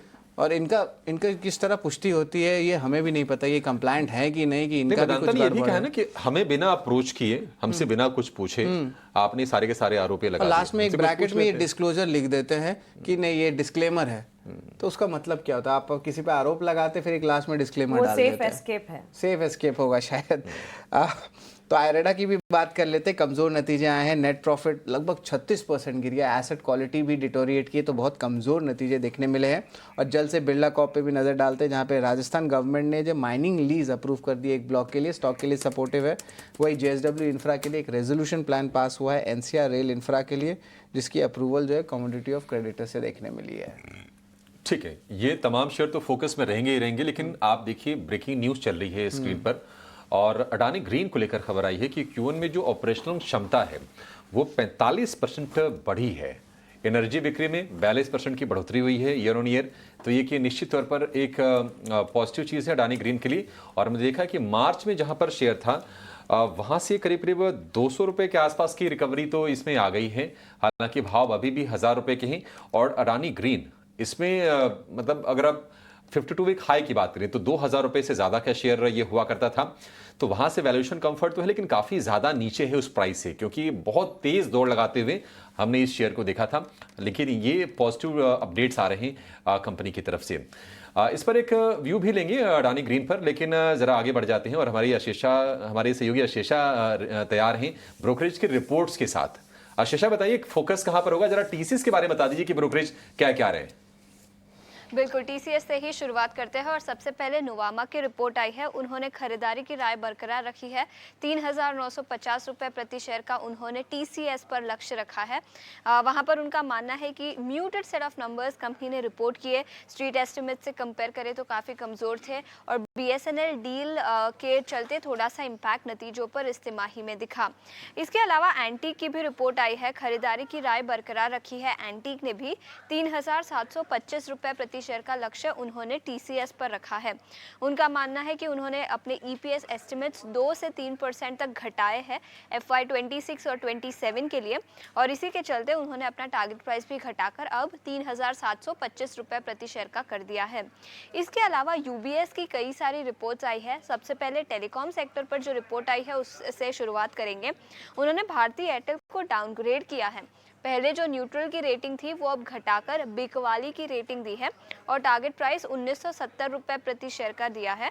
वोडाफोन आइडिया पर भी डाउनग्रेड है, पहले खरीदारी की राय थी, अब न्यूट्रल की राय दी है। और इसके अलावा उन्होंने 8.5 रुपये प्रति शेयर का लक्ष्य यहाँ पर टेलीकॉम सेक्टर पर दिया है। इसके अलावा ऑटो पर भी रिपोर्ट आई है UBS की। भारत फोर्ज आपके स्क्रीन पर, मारुति सुजुकी पर खरीदारी की राय 13,300 रुपये प्रति शेयर का लक्ष्य, यहाँ पर भी एक डाउनग्रेड आता हुआ नजर आया। और इसके अलावा भारत फोर्ज जहाँ पर उन्होंने बिकवाली की राय दी है और 1215 रुपये प्रति शेयर का लक्ष्य रखा है। तो टेलीकॉम सेक्टर के कई सारे स्टॉक्स, ऑटो सेक्टर से मारुति सुजुकी और भारत फोर्ज, और इसके अलावा TCS पर भी कई सारी ब्रोकरेज रिपोर्ट्स, नतीजे सुस्त थे। लेकिन टारगेट प्राइस की बात करें तो अभिषेक ज्यादा कुछ डाउनग्रेड्स या ज्यादा कुछ टारगेट प्राइस रिडक्शन TCS के लिए आज सुबह नहीं निकल कर आए। ठीक है, कम से कम रिपोर्ट्स के फ्रंट पर राहत है, ज्यादा वहां पर झटके नहीं है, लेकिन वही है कि डर थोड़ा सा, TCS के नंबर ज्यादा डर नहीं, ADR को देख के लग रहा है। जो विप्रो और इन्फोसिस के ADR है 4 से 5% की हमने तेज गिरावट देखी है। हालांकि आप देखिए TCS और एंटीक की तो बाइक रिपोर्ट है, लक्ष्य 3,724। हालांकि अगर आप ईयर टू डेट देखेंगे तो तमाम जो शेयर हैं, TCS हो गया, इन्फोसिस, विप्रो, ये आपको TCS करीब 17% नीचे देखेगा, इन्फोसिस, विप्रो वगैरह में आपको करीब 13 से 14% के आसपास की ईयर टू डेट ये गिरावट दिखेगी। तो वैल्यूएशन कंफर्ट TCS में, और ये बाकी अगर आप इसकी पेयर से तुलना करेंगे तो वो ज्यादा है। एक कंफर्टिंग फैक्टर TCS के लिए ये हो सकता है। लेकिन एक काम करते हैं, TCS की तो बात हमने काफी ज्यादा कर ली। हरीश जी, एक आपसे राय जरा जानना चाहेंगे इरडा के शेयर पर। इरडा के नंबर भी कमजोर हैं और हम देख रहे हैं कि NPA इरडा के बड़े हैं। भाव में कल हमने थोड़ी तेजी देखी, 2-2.25% के आसपास की, 170 रुपए के आसपास के प्राइसेस हैं। मान लीजिए शेयर अगर गिरा तो आपके हिसाब से स्टॉप लॉस कहां पे लगा के रखना चाहिए? अभिषेक जी, अगर रेडा की चार्ट स्ट्रक्चर की बात करते हैं, देखिए रेडा में एक एक्चुअली बोला जाए तो एक कंसोलिडेशन में स्टॉक चल रहा है। तो अभी फिलहाल देखा है तो 163 के अराउंड एक सपोर्ट जो है इमीडिएट बेस में, मुझे लग रहा है कि 163 अगर तोड़ता है तो थोड़ा ज्यादा सेल ऑफ देखने मिलता है। नहीं तो मुझे लग रहा है कि 163 का ही इमीडिएट सपोर्ट है। तो मुझे लग रहा है कि आज के ट्रेडिंग सेशन में थोड़ा ध्यान देना चाहिए, और 163 के नीचे अगर ट्रेडिंग होता है 1 घंटे के लिए एटलीस्ट, तो मुझे लग रहा है कि वहाँ पे और फर्दर सेल ऑफ देखने मिल सकता है। तो किसी के पास लॉन्ग है तो मुझे लग रहा है कि 163 के आसपास ही स्टॉप लॉस रखना चाहिए, और उसके नीचे जब तक क्लोजिंग नहीं आता है मुझे लग रहा है कि थोड़ा होल्ड करना चाहिए। 160 का सिक्स स्टॉप लॉस मेरे साथ होल्ड कर सकते हैं। और ऊपर के और रेजिस्टेंस की बात करते हैं, देखिए 185 184 के आसपास रेजिस्टेंस जो है, जो 200 डे मूविंग एवरेज का रेजिस्टेंस है। तो मुझे लग रहा है कि इसी रेंज में रह सकता है कुछ टाइम पीरियड के लिए रेडा। तो मेजर कोई भी क्लियर ट्रेंड अभी तक इंडिकेट नहीं कर रहा है स्टॉक प्राइसेस में, कि मुझे लग रहा है कि कंसोलिडेशन कंटिन्यू हो भी सकता है और थोड़ी टाइम के लिए। कंसोलिडेशन जो है वो कंटिन्यूड रह सकता है इरडा के लिए, ये मानना है। हालांकि न्यूज़ फ्लोज और नतीजों के लिहाज से भी अगर देखें तो कंसर्न्स नज़र आई ही हैं। इरडा, आनंद राठी, टीसीएस और टाटा एलेक्सी, ये कुछ 4 नतीजे थे। और आज के सत्र में अगर देखें एवेन्यू सुपरमार्ट के नंबर्स पर भी फोकस रहेगा। बाजार खुलने के साथ देखेंगे कि स्टॉक में किस तरह का रिएक्शन, हालांकि कॉशियस रह सकता है नतीजों से ठीक पहले। लेकिन वेदांता, एजीएम हुई थी हरीश, और एजीएम में कई सारी चीज़ें सामने आई। एक तो इनके रिस्ट्रक्चरिंग जो है वो लास्ट फेज में है, मैनेजमेंट का ये कहना था। बिजनेस डेवलपमेंट को लेकर भी बातचीत हुई, लेकिन पिछले दिनों वाइसरॉय रिसर्च की रिपोर्ट जो आई थी, उसके बाद हमने देखा था वेदांता के स्टॉक प्राइस में एक डाउन ट्रेंड, गिरावट और फ्रिक्शन नजर आया था। हालांकि एजीएम में इस रिपोर्ट को भी खारिज किया, इस रिपोर्ट के टेकअवेज को गलत बताया गया है। वेदांता के चार्ट्स आपको कैसे नजर आते हैं? 0.5% डाउन ट्रेंड्स कल के सत्र में हमने देखा, और इस रिपोर्ट के बाद जो है सेंटिमेंट थोड़ा खराब जरूर हुआ है। लेकिन ऑल इन ऑल वेदांता की अगर बात करें 438 440 के लेवल्स पर क्या खरीदारी के मौके ढूंढने, या इसे वेट एंड वॉच की कैटेगरी में डाला जाए? मानसी जी, जैसे आपने बताया, जैसे रिपोर्ट आने के बाद बिल्कुल हमने एक शार्प फॉल देखने मिला था वेदांता में परसों के दिन। तो मुझे लग रहा है कि अभी भी देखिए फिलहाल ऊपर की ओर स्टिफ रेजिस्टेंस जोन बना हुआ है 475 476 के अराउंड। तो जब तक इसके ऊपर नहीं निकलता है स्टॉक प्राइस, मुझे लग रहा है कि थोड़ा और गिरावट देखने मिल सकता है। तो इमीडिएट बेस में सपोर्ट बन रहा है 410 के अराउंड। मुझे लग रहा है कि थोड़ा वेट करना चाहिए, क्योंकि जिस तरीके से एक स्टिफ रेजिस्टेंस जो है मल्टीपल टाइम्स क्रॉस करने के लिए कोशिश किया, वो कोशिश फेल्यूर था। तो मुझे लग रहा है कि थोड़ा वेट करना चाहिए, डिप्स के आसपास के लिए वेट करना चाहिए। एटलीस्ट 410 के आसपास एक इमीडिएट सपोर्ट बेस बन रहा है, तो वहां पे आसपास ट्राई करना चाहिए बाइंग के लिए। तो फिलहाल के लिए मैं थोड़ा अवॉइड करता हूँ बाइंग के लिए। तो जब नीचे आता है तो मुझे लग रहा है कि वहां पे बाइंग के लिए कोशिश करना चाहिए वेदांता में। नीचे के स्तर पर बाइंग की कोशिश, फिलहाल इसे वॉच लिस्ट में रखें, क्योंकि कई सारे न्यूज़ फ्लोज के चलते स्टॉक में मूवमेंट या वॉलेटिलिटी नजर आ सकती है। Wait and watch. Tapan, metals and mining sector पर आपका एक टेक जानना चाहेंगे। वैसे देखा जाए तो कल के सत्र में हमने देखा रियल एस्टेट सेक्टर और साथ ही मेटल सेक्टर, ये दोनों स्पेसेस ही थे जो शाइन कर रहे थे। एटलीस्ट मार्केट में जहां गिरावट हर जगह थी, इन दोनों सेक्टर से हम एटलीस्ट पॉजिटिविटी जरूर देख रहे थे। अब मेटल्स की अगर बात करें, इन पर्टिकुलर स्टील सेक्टर की अगर बात करें, इंडिया नेट एक्सपोर्टर टर्न हुआ है जून 2025 में, और डोमेस्टिक स्टील कंजम्पशन में भी बढ़त देखने को मिली है, सालाना आधार पर करीब 8% की बढ़त। हालांकि कंसर्न्स भी है इस स्पेस के लिए। Early onset of monsoon rains के चलते डिमांड को इम्पैक्ट तो होगा जरूर, और सबड्यूड डिमांड से कंस्ट्रक्शन सेक्टर में जो सबड्यूड डिमांड है, उससे भी मेटल स्पेस को एक असर देखने को मिल जरूर सकता है। लेकिन ऑल इन ऑल अगर एक शॉर्ट टर्म व्यू समझने की कोशिश करें 1-2 क्वार्टर्स के लिए, मेटल, स्टील, माइनिंग के लिए आपकी राय क्या होगी? जी मानसी जी, देखो मेटल सेक्टर शॉर्ट टर्म के लिए अगर बात करो तो थोड़ा पॉजिटिव लुक ही मुझे लग रहा है आउटलुक, क्योंकि देखिए चाइना में भी ना काफ़ी सारी एक्टिविटी अभी हो रही है। वहाँ की गवर्नमेंट भी कुछ वापस लिक्विडिटी इन्फ्यूज करने की बात करे, तो वहाँ से एक फैक्टर रहेगा जो मेजर फैक्टर रहता है ओवरऑल मेटल सेक्टर के लिए। तो वहाँ एक है। प्लस अगर आप देखो तो नो डॉलर डीवैल्यू है, तो वो भी इनडायरेक्टली मेटल सेक्टर को इम्पैक्ट कर रहा है। लेकिन हाँ, कुछ कुछ जैसे ट्रम्प ने वो लास्ट टाइम कॉपर पे टैक्स लगाने की, टैरिफ लगाने की बात की, तो उससे थोड़ा इम्पैक्ट आता है। लेकिन अगर अक्रॉस द हम लोग बात करें नो एल्यूमिनियम, कॉपर, स्टील, वहाँ तो वहाँ अभी थोड़ी पॉजिटिव है। तो यहाँ से मुझे 10-15% आप कह सकते हो थोड़ा ऊपर रेंज अभी भी दिख रहा है।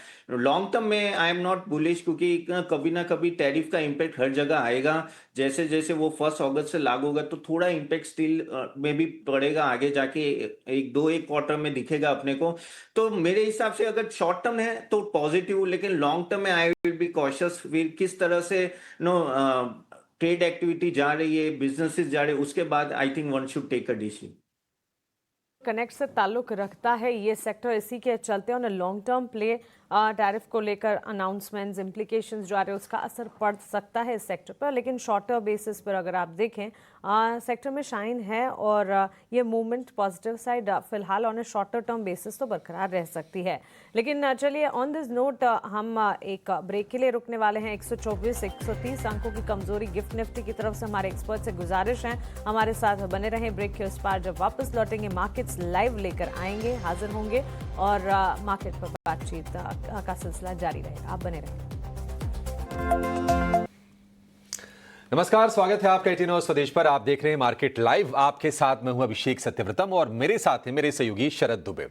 बाजार के लिए संकेत नेगेटिव हैं, ग्लोबल लोकल दोनों पर हम देख रहे हैं कि नकारात्मक सेंटिमेंट बिल्ड हो रहे हैं और आज आईटी शेयरों से एक्सीडेंट की आप उम्मीद करके चलिए। लेकिन बाजार में कमाई के मौके और भी हैं। नतीजों का सीजन शुरू हो गया है और हम प्रीव्यूज भी आपके लिए लेकर आ रहे हैं और जहां पर अच्छे नतीजे आएंगे या फिर जहां पर बुरे आएंगे, कंप्लीट एनालिसिस की गारंटी देता है 18 आवर्स स्वदेश और हमारा पूरा का पूरा फोकस बने रहेगा रिजल्ट सीजन पर। लेकिन चलिए आज मार्केट लाइव की शुरुआत कर लेते हैं केनरा बैंक न्यूज हेडलाइंस के साथ। डाउ फ्यूचर्स में तेज गिरावट, करीब 150 अंक टूटा। नेस्डेक फ्यूचर्स में भी 60 अंकों की कमजोरी, लेकिन कल डाउ जोन्स 192 अंक चढ़कर हुआ बंद। नेस्डेक और S&P 500 बनाया नया रिकॉर्ड। एशियाई बाजारों से मिले जुले संकेत, गिफ्ट निफ्टी करीब 125 अंक टूटा, 25,300 के नीचे। जापान के निकाई में करीब 50 अंकों की कमजोरी, लेकिन हांगकांग में 1.5% की तेजी। चीन के बाजार भी आधे % ऊपर। जून तिमाही में टीसीएस की कमजोर नतीजे, मुनाफा 4.5% बढ़ा, लेकिन आय और एबिडा में कमजोरी। मार्जिन सपाट, मजबूत ऑर्डर बुक से मैनेजमेंट का आगे आय बढ़ने का भरोसा। टीसीएस के कमजोर नतीजों के बाद इन्फोसिस और विप्रो के एडीआर 4 से 6% तक लुढ़के। आज आईटी कंपनियों पर रहेगा बड़ा फोकस। जून तिमाही में इरेडा की आय 29% बढ़कर 1909 करोड़ रुपए पहुंची, लेकिन मुनाफा 35% गिरकर 247 करोड़ रुपए। एसेट क्वालिटी में भी गिरावट। ग्लेनमार्क की सब्सिडरी आईजीआई ने एबवी के साथ की बड़ी ग्लोबल डील। कैंसर की दवा आईएसबी 2001 के लिए $70 करोड़ में किया करार। पब्लिक इन्वेस्टर्स ने जी एंटरटेनमेंट में वारंट इशू का प्रस्ताव किया खारिज। करीब 40% निवेशकों ने वारंट इशू के विरोध में डाला वोट।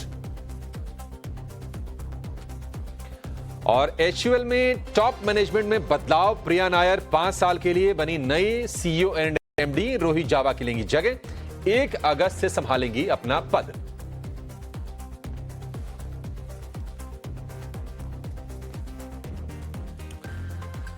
तो आज की जो ओपनिंग होगी काफी वो स्पेशल होगी, क्योंकि आज बड़ी गिरावट के संकेत मिल रहे हैं। टीसीएस के नतीजों के बाद हमने इन्फोसिस और विप्रो के एडीआर को टूटते हुए देखा। नतीजों में मुनाफे का आंकड़ा थोड़ा सा ठीक है, लेकिन अगर आप आय की बात करें और एबिडा यानी कि कामकाजी मुनाफे की बात करें, वहां पर निश्चित तौर पर कंसर्न्स है और आगे की जो कमेंट्री है वो थोड़ी सी ना कोई एक निश्चित पिक्चर नहीं दे रही है और उसके चलते हमने देखा कि आईटी शेयरों में आज गिरावट हो सकती है। एडीआर तो काफी टूटे हैं अमेरिका में, उन पर नजर रहेगी। लेकिन अपने एक्सपर्ट्स को जोड़ते हैं। आज आपकी मदद करने के लिए हमारे साथ बने हुए हैं हरीश जुझारे, जो शेयरों के टेक्निकल्स पर नजर डाल रहे हैं और शेयरों के फंडामेंटल्स पर बातचीत कर रहे हैं तपन दोषी। आप दोनों का एक बार फिर से बहुत शुक्रिया। तपन जी, शुरुआत आपसे करते हैं और बात करेंगे जी एंटरटेनमेंट की, क्योंकि कंपनी फंड जुटाने की जो कोशिश कर रही थी, प्रमोटर का प्लान था कि अपने स्टेक को 4% से बढ़ाकर वो करेंगे 18%। उसको एक तगड़ा झटका लगा है, क्योंकि जो पब्लिक के जो शेयर होल्डर्स हैं, 40% निवेशकों ने वारंट इशू के खिलाफ वोट किया है और जो पक्ष में वोट पड़े हैं 60%। लेकिन इस प्लान को अगर थ्रू होना था तो 75% वोट की जरूरत पड़ती, तो ये अब गिर गया है। इसको तपन जी आप कैसे देख रहे हैं? क्या जी का शेयर आज गिरेगा या फिर आज चढ़ेगा? क्योंकि हमने प्रीवियसली देखा है कि चंद्रा परिवार को लेकर अगर कोई भी नेगेटिव न्यूज आई है तो शेयर में रिएक्शन पॉजिटिव देखा है। जी अभिषेक जी, मैं आपसे एग्री करता हूँ कि यहाँ थोड़ा रिवर्स इम्पैक्ट आप देख सकते हैं। लेकिन अगर जी लिमिटेड ओवरऑल में स्टॉक की भी बात को, हमारी आगे भी बात हुई ना, देख प्रोमिसेस बहुत आ रहे हैं इस कंपनी के एंड से। और ना काफी हद तक उन्होंने बोला कि काफी बड़े प्लान्स हैं और ऑपरेटिंग लॉस 50-60% कट करेंगे एंड ऑल दैट। और ये जो प्रेफरेंशियल की बात थी, वारंट की बात थी, वो भी आया था। अभी चलो वो तो लग रहा है कि अभी तो नहीं होने वाला है, तो उसका इम्पैक्ट थोड़ा शॉर्ट टर्म में शायद पॉजिटिव हो। लेकिन लॉन्ग टर्म की अगर मैं बात करूँ ना, तो अभी भी नो एज ए इन्वेस्टर आपको पहले देखना चाहिए कि किस तरह से एग्जीक्यूशन हो रहा है। क्योंकि नो ऑपरेशन लॉसेस 50-60% से कट करना इट्स नॉट ईजी। और जब आपके पास जियो, हॉटस्टार और वो सब इस तरह से जबरदस्त कंपटीशन दे रहे हैं, नेटफ्लिक्स से लेके, तो डिफिकल्ट हो जाता है। और मैनेजमेंट काफी पहले भी बहुत बड़ी बड़ी बातें की है। और देखो वो बोल रहे कि एड रेवेन्यू 10% से आसपास नेक्स्ट ईयर से बढ़ेंगे, ऐसी बातें चल रही है। तो लेकिन at the end of the day सही में क्या हो रहा है वो देखना जरूर है। तो एज ए इन्वेस्टर चले शॉर्ट टर्म मूवमेंट आएगा, मे बी ऊपर के साइड आएगा, लेकिन at the end of the day as a investor आपको देखना पड़ेगा कि क्वार्टर ऑन क्वार्टर क्या वो जिस तरह से गाइडेंस दे रहे, लॉसेस कम करने का प्लस एड रेवेन्यू बढ़ाने का और बाकी सब जो गाइडेंस दिए, वो क्या खड़े हुए उतरते हैं कि नहीं। अदरवाइज तब तक नो इन स्टॉक को इग्नोर ही करना चाहिए। के इग्नोर करना चाहिए जी एंटरटेनमेंट के शेयर को। लेकिन इन गवर्न जो कि एडवाइजरी फर्म है, उन्होंने कहा था कि शेयरधारकों को फंड के स्रोत के बारे में पता चलना चाहिए कि पैसे कंपनी में आएंगे तो आएंगे कहां से।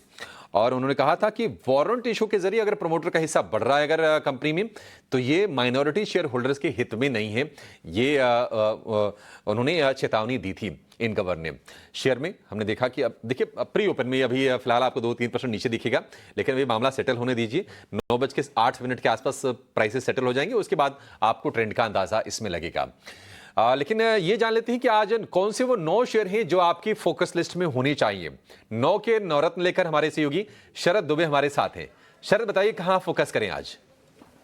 ये बिल्कुल आईटी स्टॉक्स पे सबसे ज़्यादा जो है फोकस रहने वाला है। कल हमने इन्फोसिस और विप्रो के एडीआर में भी जो है भारी गिरावट देखने मिली। टीसीएस के नतीजे जो हैं यहाँ पे देखिए कमज़ोर देखने मिले। सीसी डिक्लाइन हुआ है 3% का, 1.5% का एक्सपेक्टेड फॉल था। और ओवरऑल जो है कमेंट्री खास करके वीएफएसआई सेगमेंट में वो भी जो है नेगेटिव देखने मिली है।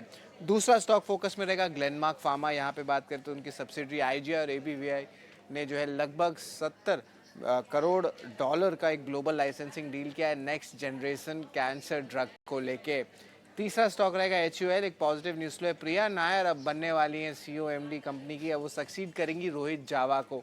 एक चीज़ बता दूं कि प्रिया नायर करंटली प्रेसिडेंट है ब्यूटी और वेलबींग सेगमेंट में यूनिलीवर में। जी के लिए जो है ऑफकोर्स अब जो है आप कह सकते हैं इंपॉर्टेंट न्यूज़ फ्लो है। इन्वेस्टर्स ने रिजेक्ट कर दिया प्रपोजल जो शेयर वारंट्स इशू होने वाले थे प्रमोटर एटेंटिटी को, तो उनका जो 2200 करोड़ का फंड रेज प्लान है वो ब्लॉक हो गया है। अब इसके अलावा SBI पे बात करें तो 16 जुलाई को बोर्ड मीट होने वाला है जहाँ पे फंड रेज का विचार होगा। स्टॉक के लिए न्यूट्रल टू पॉजिटिव रहेगा। वही हम बात करें OMCs ऑयल सेंसिटिव्स को लेके, तो यहाँ पे ऑयल प्राइस में जो है गिरावट आया है। आपके OMC स्टॉक्स के लिए जो है आप कह सकते हैं थोड़ा पॉजिटिव है। वही ONGC ऑयल इंडिया के लिए नेगेटिव है। Interestingly aviation, paint, speciality chemicals के लिए भी एक पॉजिटिव मोमेंटम रहेगा। वेदांता AGM आया है। कंपनी कह रही है कि एडवांस स्टेजेस है रिस्ट्रक्चरिंग में। और इम्पॉर्टेंटली वाइसरॉय रिसर्च के साथ जो रिपोर्ट आई थी थोड़े दिन पहले शॉर्ट सेलर की, वो कह रहे हैं कि ये मोटिवेटेड है और इस पर भी जो है कंपनी डील करने वाली है। आयरेडा के कमज़ोर नतीजे आए हैं। नेट प्रॉफिट में देखें तो लगभग आप 40% का ऑलमोस्ट डाउन टिक देखने मिला है। वही अगर हम बात करें एसेट क्वालिटी में तो वो भी जो है बुरी तरह जो है डिटोरिएट किया है, तो स्टॉक पे बड़ा सेलिंग प्रेशर आ सकता है। और आखिर में बिरला कॉप पे बात करें तो गवर्नमेंट ऑफ राजस्थान ने इनको एक माइनिंग लीज दी है, तो स्टॉक के लिए सपोर्टिव रहेगा। शरद बहुत शुक्रिया। तो क्लियरली अब जो अर्निंग सीजन होगा स्टॉक से न्यूज़ में वो भी डोमिनेट करता हुआ दिखेगा। और 9 के नवरत्न में उनकी संख्या धीरे धीरे करके यहाँ से बढ़ती जाएगी, क्योंकि आज डीमार्ट के नंबर आएंगे, TCS के नंबर कल आ गए हैं। और इसके बाद हम देखेंगे कि एक झड़ी सी लग जाएगी IT कंपनीज के नतीजों को लेकर, और उसके बाद बैंकिंग पर फोकस हमारा हो जाएगा। बाकी कंपनीज के नतीजे तो खैर आते ही रहेंगे। एक और मेहमान को जोड़ते हैं, हमारे साथ जुड़ गई हैं वुमेन फ्रॉम मोतीलाल ओसवाल, शिवांगी साड़ा। शिवांगी बहुत शुक्रिया आपका समय देने के लिए। स्वागत है आपका टीना और स्वदेश पर। शिवांगी आप मुंबई से जुड़ी हैं या फिर अपने होम टाउन कोलकाता से, कहाँ से जुड़ी हैं आप? जी अभिषेक, मैं बिल्कुल मुंबई में ही हूँ। अच्छा, ऑफिस के अच्छा। दूसरे मीटिंग रूम में हूँ, तो बैकग्राउंड डिफरेंट लग रहा है। Okay okay okay. हाँ, ठीक है। शिवांगी, फिर बताइए, एक बार बाजार को लेकर अपना व्यू शेयर कर दीजिए और ये भी बताइए कि आज स्टॉक स्पेसिफिक आपके ट्रेड्स कौन से होंगे? जी बिल्कुल, बाजार में हम देख रहे हैं कि इंट्राडे वॉलेटिलिटी और स्विंग्स इंटैक्ट है। सपोर्ट बेस्ड बाइंग होने के बावजूद हम देख रहे हैं कि प्रेशर हायर जोन्स पे देखने को मिल रहा है। कल की एक वाइल्ड स्विंग्स हमने देखा सेकंड हाफ ऑफ एक्सपायरी में भी।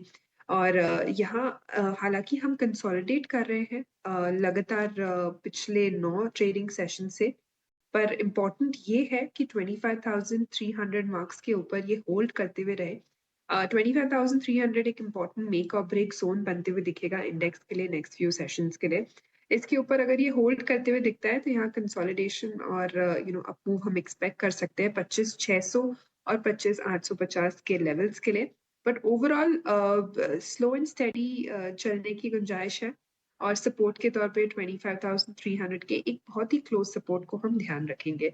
अगर ये टूटता है तो 25,150 तक के लेवल्स भी देखने को मिल सकते हैं। बट ओवरऑल बायस यही है कि ये लेवल्स होल्ड करते हुए दिख रहे हैं क्योंकि बाकी डेटा पॉइंट्स जो है वो अब कहीं ना कहीं सपोर्ट करते हुए दिख रहे हैं इंडेक्स को। ओवरऑल अगर हम देखें तो सेलेक्टिव पॉकेट्स में काफी अच्छी बाइंग है। सबसे पहला काउंटर मेरा रहेगा ब्रोकिंग एक्सचेंज रिलेटेड काउंटर्स में। Of course all the disclaimer disclosures applied. यहाँ पे सीडीएसएल काफी पॉजिटिव लग रहा है। लगातार हमने देखा है कि 12 ट्रेडिंग सेशन से ये एक रेंज में कामकाज कर रहा है और लगातार पिछले 2 दिनों से काफी अच्छे सपोर्ट लेते हुए दिखा है 1750 के आसपास। तो इन लेवल्स 1750 के ऊपर अगर ये होल्ड करते हुए दिखता है तो यहाँ पे हमने 6 हफ्तों के एक हायर बैंड को हम निकालते हुए नजर आएंगे। तो ये एक लेवल है वॉच आउट करने के लिए। इस स्टॉक के लिए काफी पॉजिटिव लग रहा है। नेक्स्ट जो है 1820 के टारगेट्स के लिए और 1720 के एक स्टॉप लॉस को लगाते हुए। ठीक है, 1820 के 1800 तक के टारगेट, 1720 के स्टॉप लॉस, सीडीएसएल। हाल फिलहाल हमने थोड़ा सा प्रेशर देखा है। जेन स्ट्रीट वाला मामला जब सामने आया, सेबी ने उस पर बैन लगाया। थोड़ा सा इक्विटी को लेकर सेबी ने भी, एफएनओ को लेकर स्पेशली सेबी के जो डेटा है उसमें भी पता चला कि लोगों का लॉस बढ़ रहा है। तो ये जो मार्केट रिलेटेड जो शेयर थे ना, वहां पर थोड़ा प्रेशर जरूर हमने देखा, चाहे वो बीएसई हो, सीडीएसएल, कैम्स और बाकी भी स्टॉक्स टूट रहे थे। एंजल वन भी उसमें था। थोड़ा सा हमने देखा कि राहत पिछले 2 सत्र में मिली है इन शेयरों को। तो सीडीएसएल आपके फोकस में होना चाहिए। 1820 के टारगेट, 1720 के स्टॉप लॉस। 1800 का पहला टारगेट होगा, पहले आप वो देख के चलिएगा। एक व्यू चाहिए आपसे तपन जी, ओएमसी स्टॉक्स पर।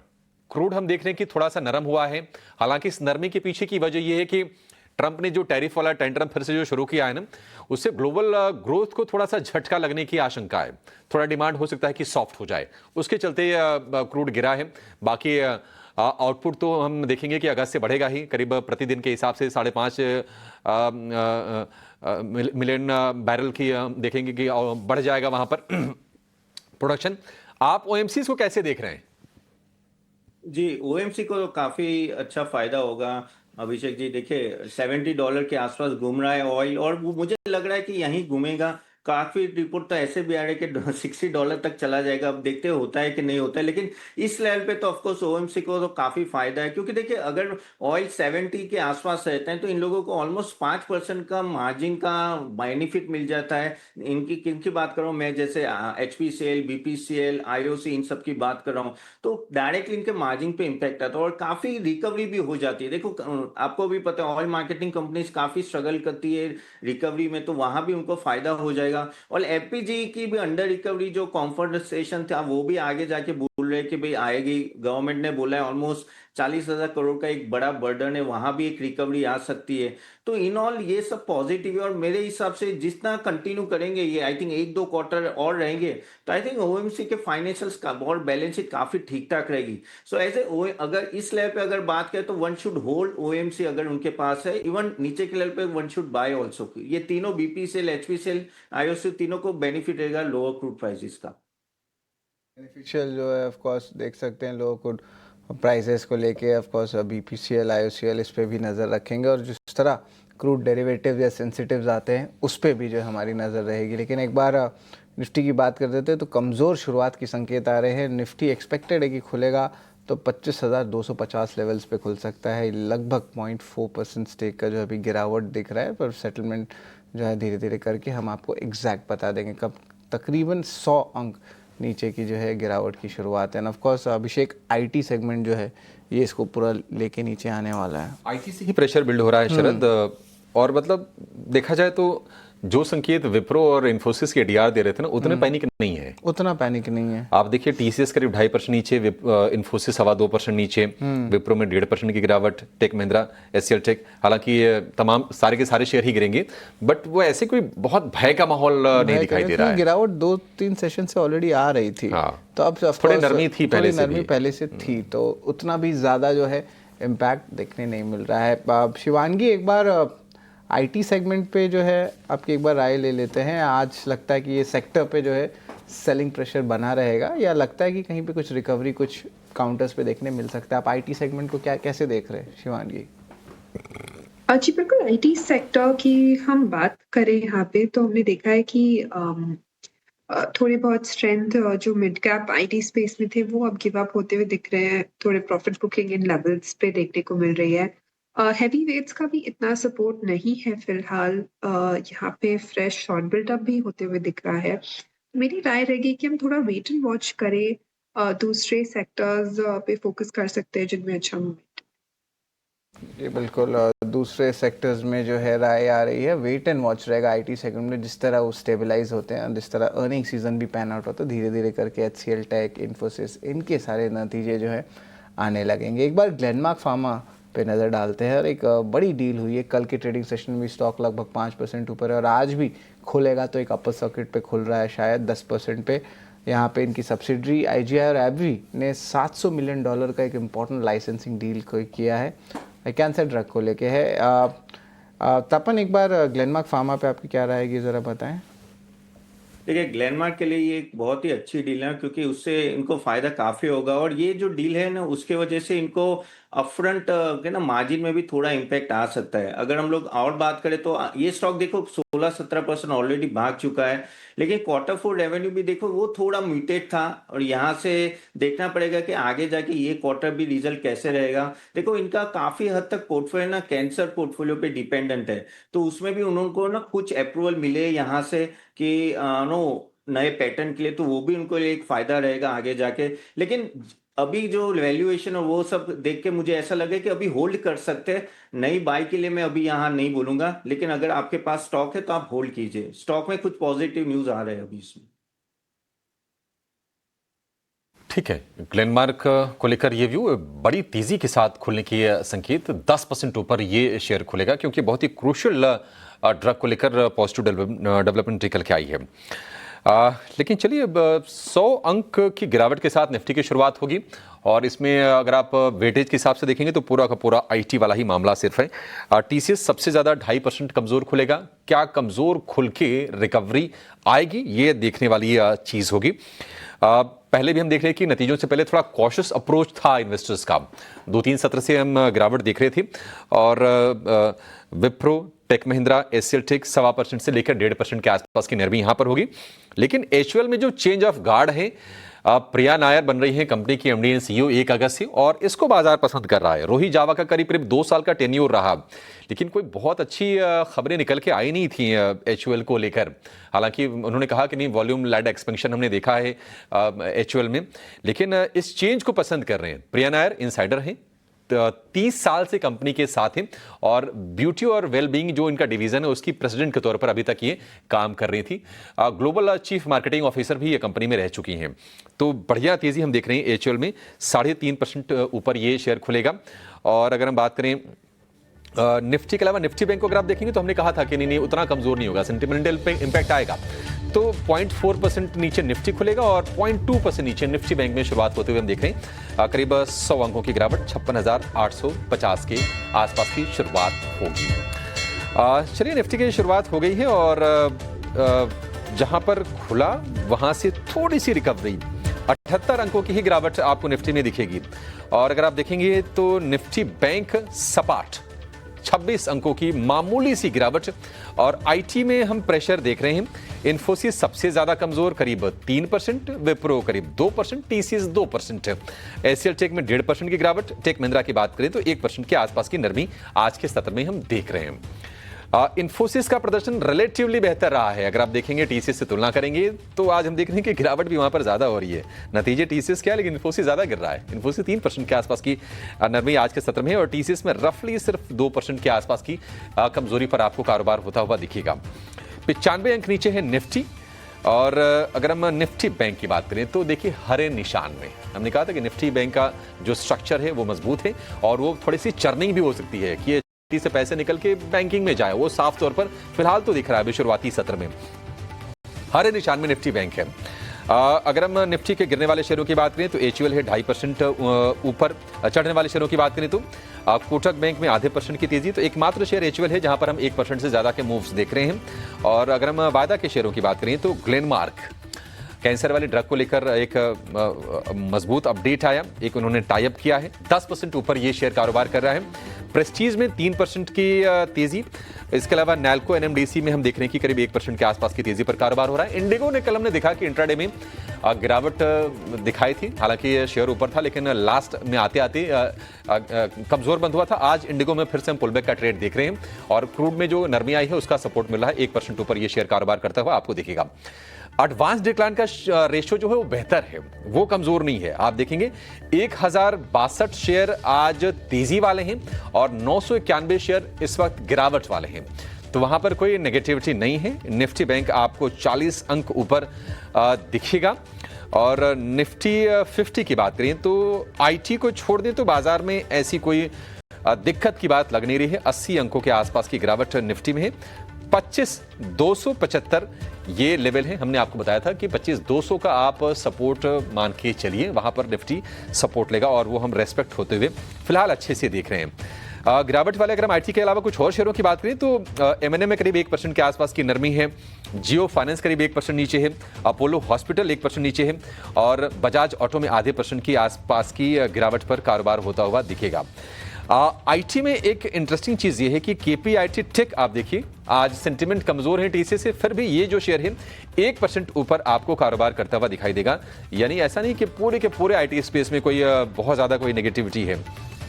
आप देखिए चढ़ने वाले शेयरों की अगर हम बात कर लें तो ग्लेनमार्क ऊपर है 10%, एचयूएल चढ़ रहा है 3% ऊपर है। जिलेट में हम तेजी देख रहे हैं। इसके अलावा यूटीआई एएमसी लगातार हम देख रहे हैं कि एएमसी स्टॉक्स में बाइंग देखने को मिल रही है। और मेटल में एनएमडीसी और नैल्को ये शेयर आज ऊपर आपको कारोबार करते हुए दिखाई देंगे। गिरने वाले शेयरों में टाटा एलेक्सी 4.5% टूटा है। इसके भी नतीजे कमजोर आए थे। जी एंटरटेनमेंट में हम देख रहे हैं कि 3.5% गिरावट है क्योंकि शेयर होल्डर्स ने प्रमोटर के वारंट इशू को खारिज कर दिया है और उसके चलते आज हम प्रेशर देख रहे हैं। देखते हैं कि क्या ये शेयर रिकवर होता है। यूपीएल कमजोर है, 650 रुपए के आसपास है। यूपीएल की एक रेंज काफी डिफाइंड हो गई है। 600 650 में काफी वक्त बिताया है यूपीएल के शेयर ने। इसके अलावा कैम्प्स में कमजोरी है। इन्फो एज के शेयर में आज हम कमजोरी देख रहे हैं। लेकिन निफ्टी धीरे धीरे से रिकवर जरूर हो रहा है। गिरावट जो है वो सिर्फ 0.25% की है।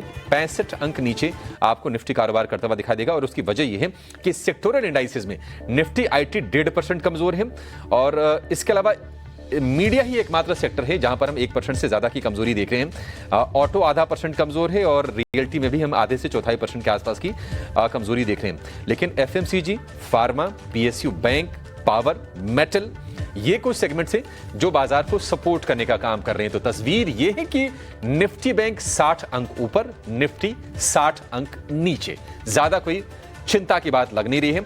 आईटी स्टॉक्स भी लोअर लेवल से थोड़ा स्ट्रेंथ जरूर गेन करते हुए आपको दिखाई देंगे। चलिए अपने एक्सपर्ट्स के पास चलेंगे और उनसे समझेंगे आपके लिए ओपनिंग ट्रेड।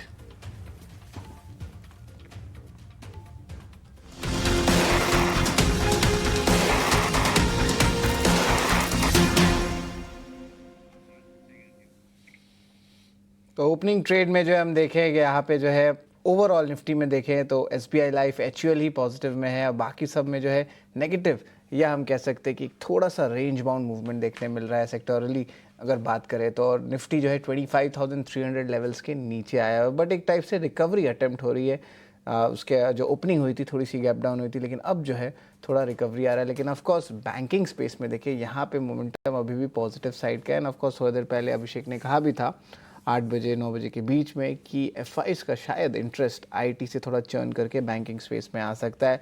लेकिन ओपनिंग ट्रेड में सबसे पहले जो है हम शिवांगी को जुड़ते हैं। शिवांगी, आपके क्या ओपनिंग कॉल्स रहने वाले हैं?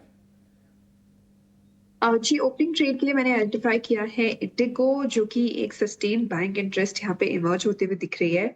लगातार हमने पिछले 3 दिनों से एक अच्छा नेगेशन शॉर्ट बिल्डअप के बाद हमने देखा है कि लॉन्ग्स यहाँ पे बनते हुए दिख रहे हैं, शुरुआत हो गई है। कल के एक गिव अप के बाद आज फॉलो अप एक्शन बाइंग में देखने को मिल रहा है, जो कि काफी स्ट्रॉन्ग है। और even month on month basis में ये स्टॉक पिछले 9 महीनों से काफी स्ट्रॉन्ग रहा है। तो मोमेंटम और इन्वेस्टमेंट दोनों के लिए काफी अच्छी तरह से प्लेस्ड है ये स्टॉक। फिलहाल शॉर्ट टर्म टारगेट्स जो है वो 6150 के बनते हुए दिख रहे हैं। उसके लिए हम खरीदारी करें 5800 के एक स्टॉप लॉस के साथ। बिल्कुल, स्टॉप लॉस 5800 का है शिवांगी। जी बिल्कुल। जी बिल्कुल। तो इंटरग्लोब एविएशन की स्टॉप लॉस 5800 लेवल्स पे खरीदारी की राय आ रही है, तो इस पे भी जो है नज़र रहेगी। लेकिन हरीश, आप ज़रा बताएं आपके क्या रहेंगे ओपनिंग ट्रेड के कॉल्स? शरद जी, अगर मेरे रडार पे 2 स्टॉक्स है एक्चुअली। पहला एक एफएमसीजी में है जो है डाबर। अगर डाबर की स्टार्ट करते रहते कंटिन्यूस एक अप ट्रेंड देखने मिल रहा है और 200 डे मूविंग एवरेज के ऊपर कंसिस्टेंटली होल्ड कर रहा है। मुझे लग रहा है कि यहाँ पे अभी मोमेंटम और बढ़ सकता है डाबर में, कि ऊपर की ओर रेजिस्टेंस जो है 550 के अराउंड है। मुझे लग रहा है कि डाबर को करंट लेवल से बाय कर सकते हैं और ऊपर 550 का टारगेट लेके चलना चाहिए और स्टॉप लॉस मेंटेन करना चाहिए 512 का डाबर में। और दूसरा स्टॉक है, देखिए मेटल्स में थोड़ा बहुत मोमेंटम बिल्टअप हो रहा है नीचे लेवल से, और उसमें एक स्टॉक है जेएसडब्ल्यू स्टील। ठीक है, जेएसडब्ल्यू से क्लियरली ट्रायंगल ब्रेकआउट दिया हुआ है स्टॉक प्राइस, और 2-3 दिन पहले फिर से एक बार रिटेस्ट किया था सपोर्ट जोन्स। तो मुझे लग रहा है कि यहाँ पे फिर से लॉन्ग बिल्टअप कर सकते हैं, और मुझे लग रहा है कि ऊपर के और टारगेट्स बनेंगे 1075 का और स्टॉप लॉस मेंटेन करना चाहिए 1030 का। एक है जेएसडब्ल्यू स्टील, दूसरा पिक है Dabur. End of course FMCG pack में जो है एक अच्छी मोमेंटम भी देखने मिल रही थी। और हम देखें तो Q1 अपडेट्स भी जो है उतने ख़राब नहीं आए हैं कंपनीज के। अब चलिए अब आदित्य के साथ जुड़ते हैं, आदित्य अग्रवाल। गुड मॉर्निंग आदित्य जी, आप ज़रा बताएं क्या रहेंगे आपने ओपनिंग ट्रेड कॉल्स?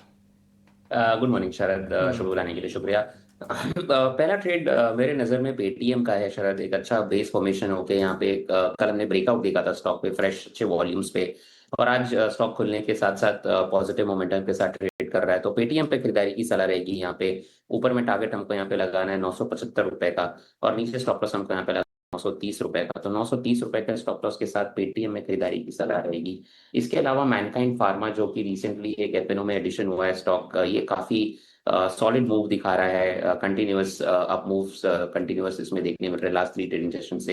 एक फ्रेश ब्रेकआउट के लिए स्टॉक रेडी है, तो करंट लेवल्स पे भी इसमें अभी भी इनिशिएट कर सकते हैं एक लॉन्ग ट्रेड। ऊपर में टारगेट यहाँ पे 2800 का लगाना है, नीचे स्टॉप लॉस हमको यहाँ पे लगाना है 2575। तो 2575 का स्टॉप लॉस और 2800 के टारगेट्स यहाँ पे मैनकाइंड फार्मा में, और दूसरा स्टॉक पेटीएम का 975 टारगेट्स के लिए। मैनकाइंड फार्मा पे जो है खरीदारी की राय आ रही है। End of course Paytm stock पे ऑफ कोर्स मोमेंटम भी आ रहा है, धीरे धीरे करके एक वॉल्यूम्स में पिकअप आई है, वो खास करके 920 लेवल से जो हमारी डेटा बता रही है। लेकिन ऑफ कोर्स निफ्टी जो है रेंज बाउंड है। लेकिन इंटरेस्टिंगली टाटा कंज्यूमर प्रोडक्ट्स में जो है थोड़ी सी पिकअप आई है बाइंग में। HUL का तो ऑफ कोर्स हमें पता ही है कि मैनेजमेंट चेंज आए हैं, प्रिया नायर आ रहे हैं और ये इन हाउस ही हैं, मतलब 30 साल से ये जुड़ी हुई थी HUL में। तो स्ट्रीट ऑफ कोर्स जो है इसको ठीक से जो है मोमेंटम दे रहा है स्टॉक को। लेकिन टाटा कंज्यूमर पे भी जो है मुझे शिवांगी आपसे पूछना है, 1097 के लेवल्स पे अराउंड है। एक rub off effect of course कुछ FMCG स्टॉक्स में दिखने मिल रही है। तो टाटा कंज्यूमर ज़्यादा चला नहीं है अगर आप कंपेयर करें बाकी कंपनीज़ के साथ। सो ज़रा आपकी क्या राय रहेगी यहाँ पे, पोजिशनल रहेगा या इंट्राडे पे कुछ ट्रेड बनता है Shivangi Tata consumer? Consumption space पे स्टॉक्स काफी पॉजिटिव लग रहे हैं, जिस हिसाब से यहाँ लॉन्ग बिल्टअप कंटिन्यूसली देखने को मिल रहा है। मार्केट की वॉलेटिलिटी और वीकनेस के बावजूद काफी स्ट्रांग है। बट इनमें से भी अगर हम देखें तो HUL एक स्ट्रॉन्गर नेम है as compare to Tata consumer. Higher सोन्स पे काफी अच्छी तरह से टिकते हुए भी नजर आ रहा है। तो मेरी फोकस यहाँ पे शिफ्ट होगी अगर कंजम्पशन स्पेस में भी जाना है। फ्रेश ब्रेकआउट देखने को मिल रहा है और 2500 के ऊपर अब ये काफ़ी अच्छी तरह से होल्ड कर रहा है, जो कि एक पिछला रेजिस्टेंस लेवल्स भी था। यहाँ पे काफ़ी अनवाइंडिंग होते हुए दिखी है। तो इस पे नज़र रहेगी कंजम्पशन स्पेस। ठीक है ठीक है, कंजम्पशन में आपको कहाँ पर नज़र रखनी है ये आपके लिए व्यू। हम देख रहे हैं कि देखिए निफ्टी शांत ही है और रिकवरी भी हो रही है, 42 अंक सिर्फ नीचे। और आईटी को अगर आप छोड़ दें आज के बाजार में ऐसी कोई खास प्रॉब्लम नहीं है और एडवांस डिक्लाइन का रेशियो भी बहुत ही अच्छा है। निफ्टी बैंक अब 125 अंक करीब करीब ऊपर है और 57,000 के ऊपर जाकर आपको ट्रेड करता हुआ दिखेगा। तो जो गिरावट पर जो खरीदारी की रिकमेंडेशन थी कि अगर आप नीचे अगर मिल जाएं तो अच्छा है, वो काम आ रही है आज के बाजार में साफ तौर पर।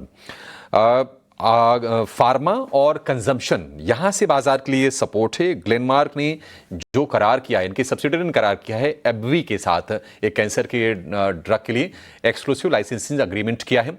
तो ग्लेनमार्क करीब 10% ऊपर आपको कारोबार करता हुआ दिखेगा। और अगर आप पिछले महीने भर की चाल की बात करें, करीब 28% ये शेयर चल गया है ग्लेनमार्क का। तो बेहतरीन तेजी ग्लेनमार्क के शेयर में। और वैसे भी अगर आप देखेंगे तो ग्लेनमार्क इस साल में या फिर ओवर द एक साल की बात करें तो रफ्तार काफ़ी अच्छी रही है शेयर की ग्लेनमार्क की। हालांकि अभी सर्किट पर है, सर्किट थोड़ी देर में खुल भी जाएगा, देखते हैं कि आज शेयर ये और ऊपर जाएगा। मोमेंट्री सर्किट लगता है एफएनओ के स्टॉक्स में थोड़ी देर के लिए। इस पर व्यू चाहिए आपसे हरीश जी। ग्लेनमार्क लगातार तेजी हो रही है और ये 10% ऊपर ये शेयर और काफी हीटेड भी ये स्टॉक है। ये क्या यहां से बाइंग करने की आप सलाह देंगे कि अब छोड़ दें, मौका तो मिस हो गया, गैप्स के साथ खुलाइए?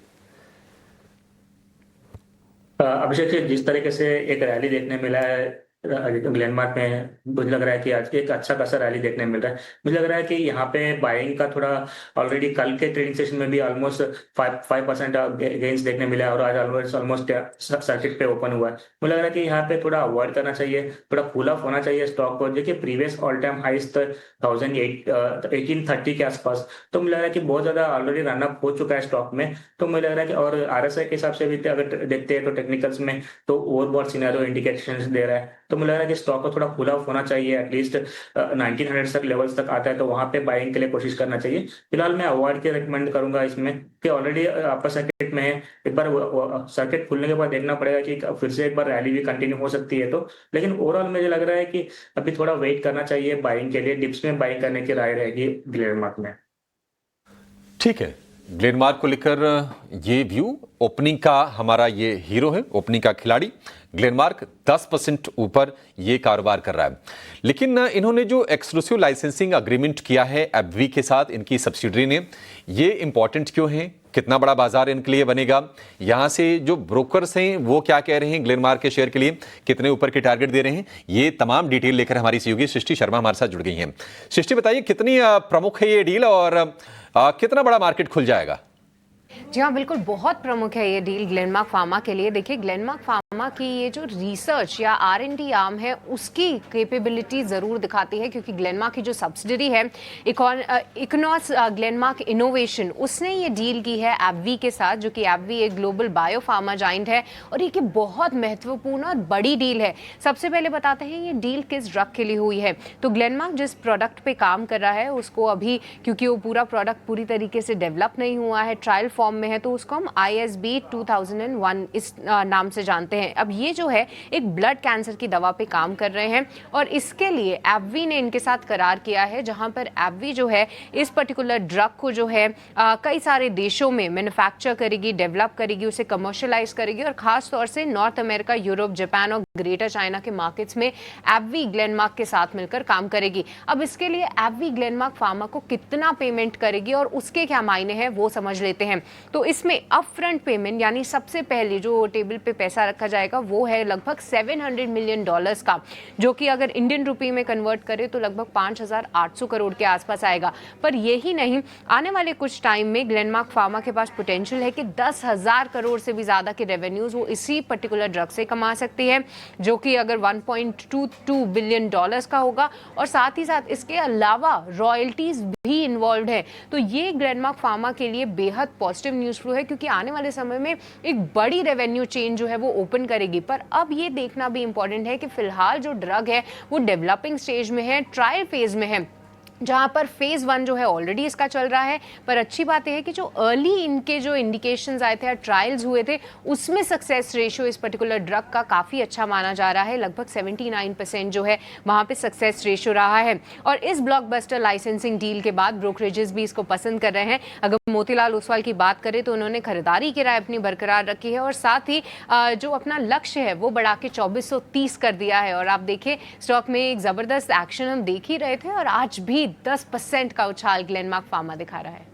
तो निश्चित तौर पर करीब 10,000 करोड़ रुपए के रेवेन्यू की स्ट्रीम खुल जाएगी ग्लेनमार्क के लिए। और इनकी जो सब्सिडरी है, इनको जो इनसे जो फायदा होगा अमेरिका के बाजार में, यूरोप के मार्केट में, जापान में, चाइना में और अदर डेवलप्ड मार्केट में। हालांकि आपको ये बता दें कि ये अभी जो दवा है स्टिल जो है ये फेज 1 भी टेस्टिंग में अभी फिलहाल है, लेकिन निश्चित तौर पर एक बड़ा करार और बड़ा रेवेन्यू यहां से आता हुआ दिखेगा कंपनी के लिए। और इसी के चलते हम देख रहे हैं कि बेहतरीन तेजी के बावजूद भी ग्लेनमार्क का शेयर आज 10% ऊपर सर्किट पर फिलहाल आपको लॉक दिख रहा है। थोड़ी देर में सर्किट एक खुला गया, देखते हैं क्या और तेजी यहां से होती या नहीं।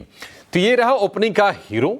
लेकिन अगर हम ओपनिंग के फिसड्डी की बात कर रहे हैं आज के सत्र में, तो वो है जी एंटरटेनमेंट। 4 से 5% की गिरावट, हालांकि 134 तक गिरा, वहां से थोड़ी संभलने की कोशिश ये शेयर दिखा रहा है। और वजह यह है कि जो वारंट के जरिए जो पैसे डालने वाले थे प्रमोटर कंपनी में, उसका प्रस्ताव जो है पब्लिक शेयर होल्डर्स ने खारिज कर दिया है। 40% शेयर होल्डर्स ने इस प्रस्ताव के खिलाफ वोट किया है।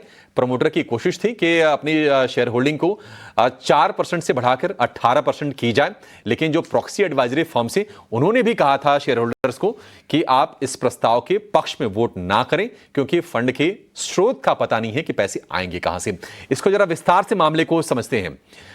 शरद, काफी लंबी चौड़ी बातें हुई जी की तरफ से कि हम एड रेवेन्यू बढ़ाएंगे, Z5 पर फोकस करेंगे और वो ग्रोथ का ड्राइवर बनेगा, कम करेंगे। करेक्ट, ये तमाम चीजें हो रही थी, लेकिन अब फिर से देखिए कॉर्नर होता हुआ स्टॉक दिख रहा है। बिल्कुल यही प्रॉब्लम है और ये बहुत बड़ा फंडरेज ब्लॉक हो गया है। और याद करेंगे जो इन्वेस्टर्स ने जो है पूरी बोर्ड मीटिंग हुई थी अभिषेक, और यहाँ पे जो प्रपोजल था जो वारंट्स का, जो प्रमोटर एंटिटीज को ही रेस करना था, उस पे जो है आया है 40% का जो है रिजेक्शन आया है वोट का, जो ओवरऑल मतलब शेयर होल्डर भी नहीं चाहते कि यही प्रमोटर कंपनी को आगे लीड करे। एग्जैक्टली, वो चाहते हैं। वैसे भी इनके बोर्ड में कोई सीट तो है नहीं, उनके पास एक भी सीट नहीं। और ये कोशिश ये भी थी कि इसके जरिए बोर्ड में वापस लौटे वो। हाँ, लेकिन शायद ये अटेम्प्ट भी फेल हो गया है।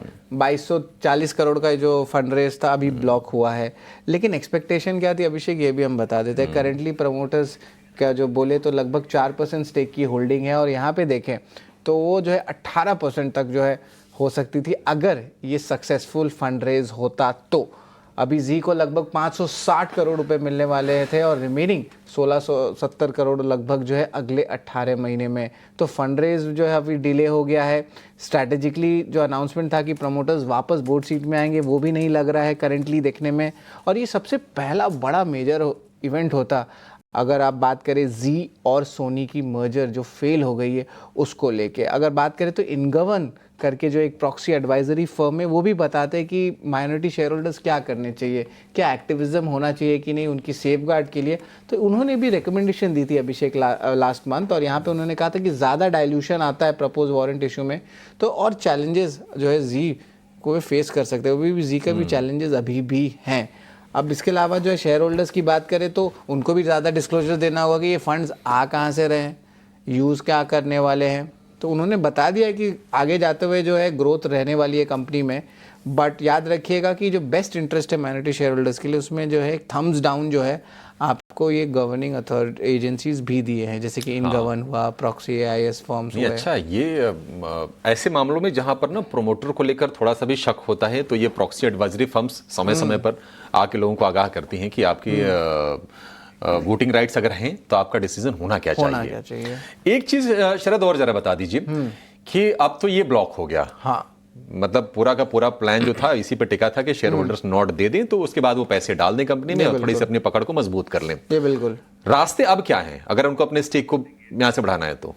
बोलो यहाँ से रास्ते जो है ऑफ कोर्स अगर इनिशियल जो है ब्लॉक हो गया है तब आई थिंक और भी कोई फंड रेज हो सकता है जहाँ पे अपने खुद के स्टेक डाइल्यूट कर सकते हैं, लेकिन इनका स्टेक ही नहीं है ज़्यादा, 4% है सिर्फ। तो अब वहाँ से अगर आप स्टेक ओपन मार्केट में करते तो शायद थोड़ी सी पैसे फंड तो कहीं से इन्फ्यूजन आ इन्होंने उसकी जाएंगे। प्लानिंग तो कर ली थी ना कि कहीं डेट से भी रूट हो करेंगे। सकता है। अभिषेक ये फंड रेज की तो बात हुई थी प्रेफरेंशियल का, लेकिन अगर डेट के जरिए जाए वो भी हो सकता है, लेकिन वो शायद क्या वो प्रमोटर के नाम पे होगा या प्रमोटर के आइडेंटिटी होंगे या कोई थर्ड पार्टी होगा, तो ये सवाल जो ज़रूर उठने वाले हैं। लेकिन कंपनी ने क्लैरिफिकेशन भी दी है अभिषेक, और जो फ़र्ज़ बनता है कि हम क्लैरिफिकेशन भी बताएं, और उन्होंने कहा है कि बोर्ड और मैनेजमेंट रिस्पेक्ट करते हैं ये डिसीजन को जो शेयर होल्डर्स ने लिया है, और आगे जाते हुए एक्सपीरियंस कर रहे हैं कि कोई अनफोर्सिन इवेंट ना हो जाए करने का कोई विकल्प, टेक्नोलॉजी पता नहीं वो विकल्प क्या है, पर आया तो है जरूर। लेकिन उन्होंने पहले कहा कि 60% ने अप्रूव किया था कि हो जाएगा, लेकिन ये आंकड़ा 75 होना चाहिए तब आप पास होंगे। 75 चाहिए था, 75 के नीचे है तो आप फेल हो जाएंगे, और यही हुआ है। हाँ, तो 75 चाहिए था, और मतलब जो होता है ना कि 75% ऑनर्स, 65% पासिंग मार्क, तो मामला उसे बनेगा नहीं। 75% चाहिए था, 60% ने ही अप्रूव किया है, 40% ने खारिज कर दिया इस प्लान को। जी के शेयर पर एक व्यू आपसे चाहिए शिवांगी जी, कैसे आप देख रही हैं शेयर को यहां से?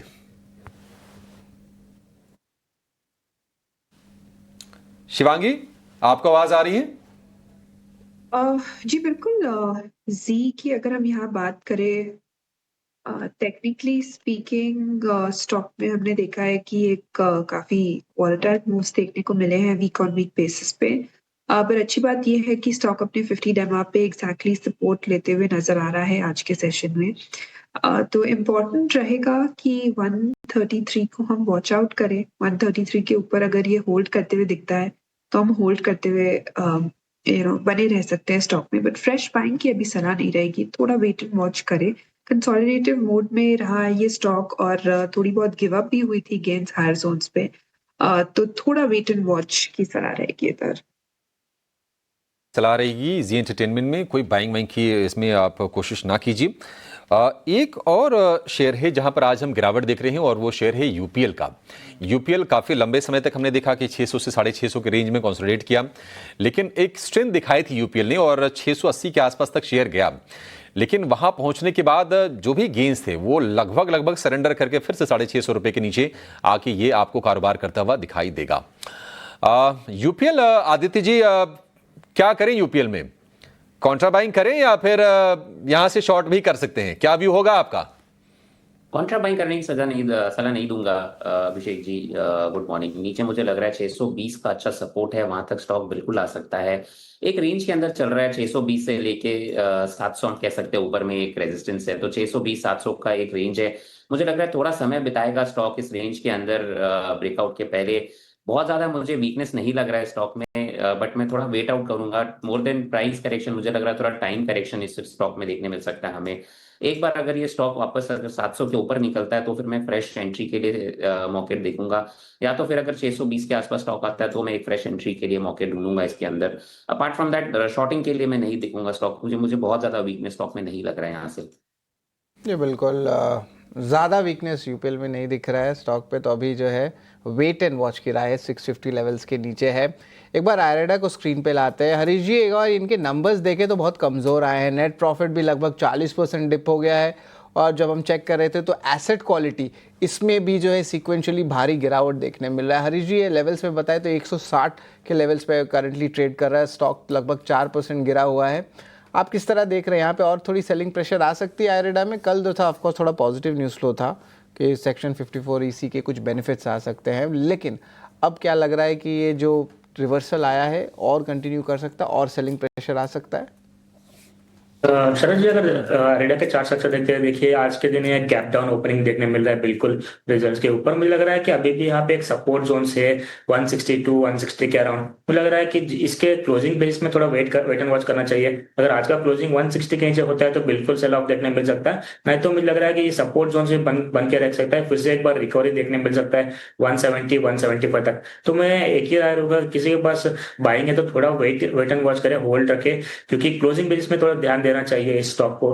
160 के नीचे क्लोजिंग देता है तो बिल्कुल निकल जाए, नहीं तो मुझे लग रहा है कि होल्ड रखना चाहिए, क्योंकि इसका अभी भी फिलहाल देखा है तो ओवरऑल स्ट्रक्चर एक रेंज में ही कंसोलिडेट कर रहा है, नीचे 160 से लेके ऊपर 180-182 लेवल्स।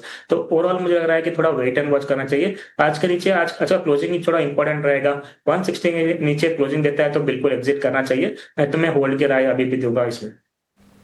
ये बिल्कुल 160 के नीचे अगर आता है तो एग्जिट की सलाह है, लेकिन करंट लेवल्स पे होल्ड की राय है। लेकिन फार्मा स्पेस पे जो है थोड़ा देखिए रिकवरी आ रहा है, पीएसयू बैंक सेगमेंट में भी रिकवरी आ रहा है, और ऑफ कोर्स देखें कि रेंज बाउंड था सेक्टोरल इंडेक्सेस, लेकिन धीरे धीरे करके जो है पीएसयू बैंक में मोमेंटम आ रहा है।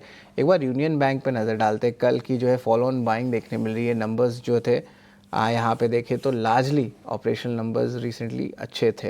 एक बार यूनियन बैंक पे जो एक चार्ट चेक ले लेते हैं शिवांगी, क्या इंपॉर्टेंट लेवल्स लग रहे हैं? आज अच्छी मोमेंटम जो है देखने मिल रही है स्टॉक में।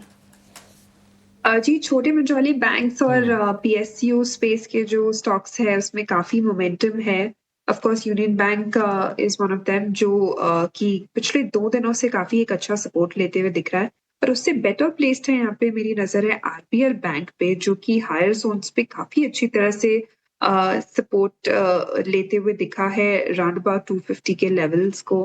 Even week on week basis पिछले 13 हफ्तों से कंसिस्टेंटली ये हायर बॉटम हायर टॉप बनाते हुए नजर आ रहा है।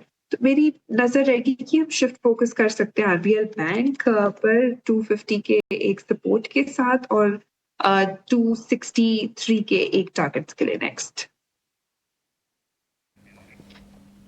ठीक है, आरबीएल बैंक आपने बोला 250 का स्टॉप लॉस और 263 का इसमें टारगेट बनेगा। 4.5% ऊपर फिलहाल आरबीएल बैंक का शेयर कारोबार कर रहा है। शिवांगी, कोई डिस्क्लोजर आप शेयर करना चाहेंगी? जी, जो भी स्टॉक्स हमने डिस्कस किए मेरे पर्सनल कोई इंटरेस्ट या होल्डिंग नहीं है, मोतीलाल ओसवाल या क्लाइंट्स के हो सकते हैं। ठीक है शिवांगी, बहुत शुक्रिया आज आपका समय देने के लिए और तमाम शेयरों पर हमसे चर्चा करने के लिए। मार्केट को अगर आप देखेंगे तो मार्केट में मतलब नतीजे तो टीसीएस के आगे, आईटी शेयर थोड़े कमज़ोर हैं भी, लेकिन लोअर लेवल से रिकवरी भी आ रही है, ऐसी कोई बहुत प्रॉब्लम लग नहीं रही है। 40 अंक ही नीचे है निफ्टी में, और अगर आप आईटी मार्केट माइनस आईटी कर दें तो शायद माहौल ठीक ठाक है। कंजम्पशन वाले शेयर आज ट्रेंड दिखा रहे हैं। बैंकिंग में हम देख रहे हैं कि सिलेक्टिव बाइंग हो रही है। मेटल सीमेंट वाले काउंटर, फार्मा काउंटर में भी आज थोड़ी थोड़ी आपको बाइंग देखने को मिलेगी। और आईटी में भी आप देखेंगे केपीआईटी टेक का जो शेयर है करीब 1.25% वो ऊपर कारोबार करेगा। लेकिन इंडेक्स पर एक प्रेशर की वजह यह भी है कि रिलायंस का शेयर है कमजोर। रिलायंस में आप देखेंगे कि करीब करीब 0.25% के आसपास की नरमी है। 1500 रुपए के आसपास के प्राइसेस हम देख रहे हैं रिलायंस के। और इसकी वजह यह है कि परसों खबर रिलायंस को लेकर आई थी कि इस साल जियो की जो इनकी टेलीकॉम आर्म है उसकी लिस्टिंग नहीं हो पाएगी, और जो रिटेल को लेकर जो प्लान है वो भी कंपनी को आगे शिफ्ट करना पड़ रहा है इसका पब्लिक इशू लाने को लेकर। थोड़ी सी नरमी है, 1550 रुपए के आसपास के हमने भाव देखे, वहां से शेयर गिर के फिर से 1500 रुपए के आसपास है। इस पर व्यू क्या होगा आपका आदित्य, क्या सलाह आप देंगे इसमें? मैं तो बोलूंगा अभिषेक जी, रिलायंस में जो हम 2-3 दिन से थोड़ी बहुत हमें वीकनेस देखने मिल रही है, इसमें बाइंग करने की अपॉर्चुनिटी देखिए। करंट लेवल्स पे खरीदारी कर सकते हैं। अगर डिक्लाइन हमें 1460 तक देखने मिलता है नीचे की तरफ और यहाँ से 40 रुपए नीचे, तो और ऐड करें पोजीशन पे। मुझे लग रहा है one of the strongest stocks है within the Nifty 50 space. और अगर हम 1 साल 6 महीने से 1 साल का व्यू ले तो मुझे लग रहा है स्टॉक आपको 1650 से 1800 रुपए का लेवल्स दिखाएगा। तो डेफिनेटली ये मौका है रिलायंस में एक खरीदारी करने के लिए। ये न्यूज के चलते तो थोड़ी बहुत हमें प्रॉफिट टेकिंग देखने मिल रही है। नीचे मुझे नहीं लग रहा 1400 के नीचे स्टॉक जाएगा, तो करंट लेवल से लेके 1460 तक एक्यूमुलेशन करे स्टॉक में। 1400 के नीचे का स्टॉप लॉस लगाया और टारगेट्स यहाँ पे आप 1800 रुपए का लगा करके 1 साल के लिए और उसमें फ्रेश बाइंग करें। ठीक है, रिलायंस में थोड़ा सा आपको नजरिया लंबा रखना पड़ेगा, पैसे कमा के देगी। और अगर इन्वेस्टमेंट ग्रेड का स्टॉक, इसमें तो कोई दूरा नहीं है और आगे वैल्यू अनलॉकिंग होगी। देखिए थोड़ा बहुत क्या है ना कि कोई नेगेटिव चीज़ आई तो शेयर थोड़ा नीचे आए, तो एक्सपर्ट्स जो हैं अपॉर्चुनिटी ही देख रहे हैं। 1650 और 1800 तक के टारगेट आदित्य के, 1400 रुपए का स्टॉप लॉस रिलायंस को लेकर, ये व्यू। लेकिन चलिए अब ये जान लेते हैं, 9:45 बज गए हैं और हमारे ऑप्शंस के चैंपियन रेडी हैं आपको एक ऑप्शन का धमाकेदार ट्रेड देने के लिए।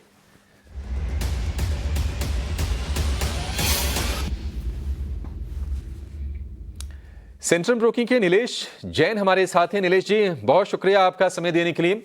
जितना सेंटिमेंट वीक दिख रहे थे बाजार खुलने से पहले, अब उतने नहीं है, अब कोई ज्यादा चिंता दिख नहीं रही है, आईटी छोड़ दें तो। बताइए स्टॉक्स में आपने कौन सा शेयर चुना है और ऑप्शन की स्ट्रेटजी आपकी क्या है? मॉर्निंग अभिषेक जी, देखिए यहाँ पे स्टॉक स्पेसिफिक अगर आप देखें तो कुछ चुनिंदा स्टॉक्स है जहाँ पर अभी भी हमें दबाव देखने को मिल रहा है।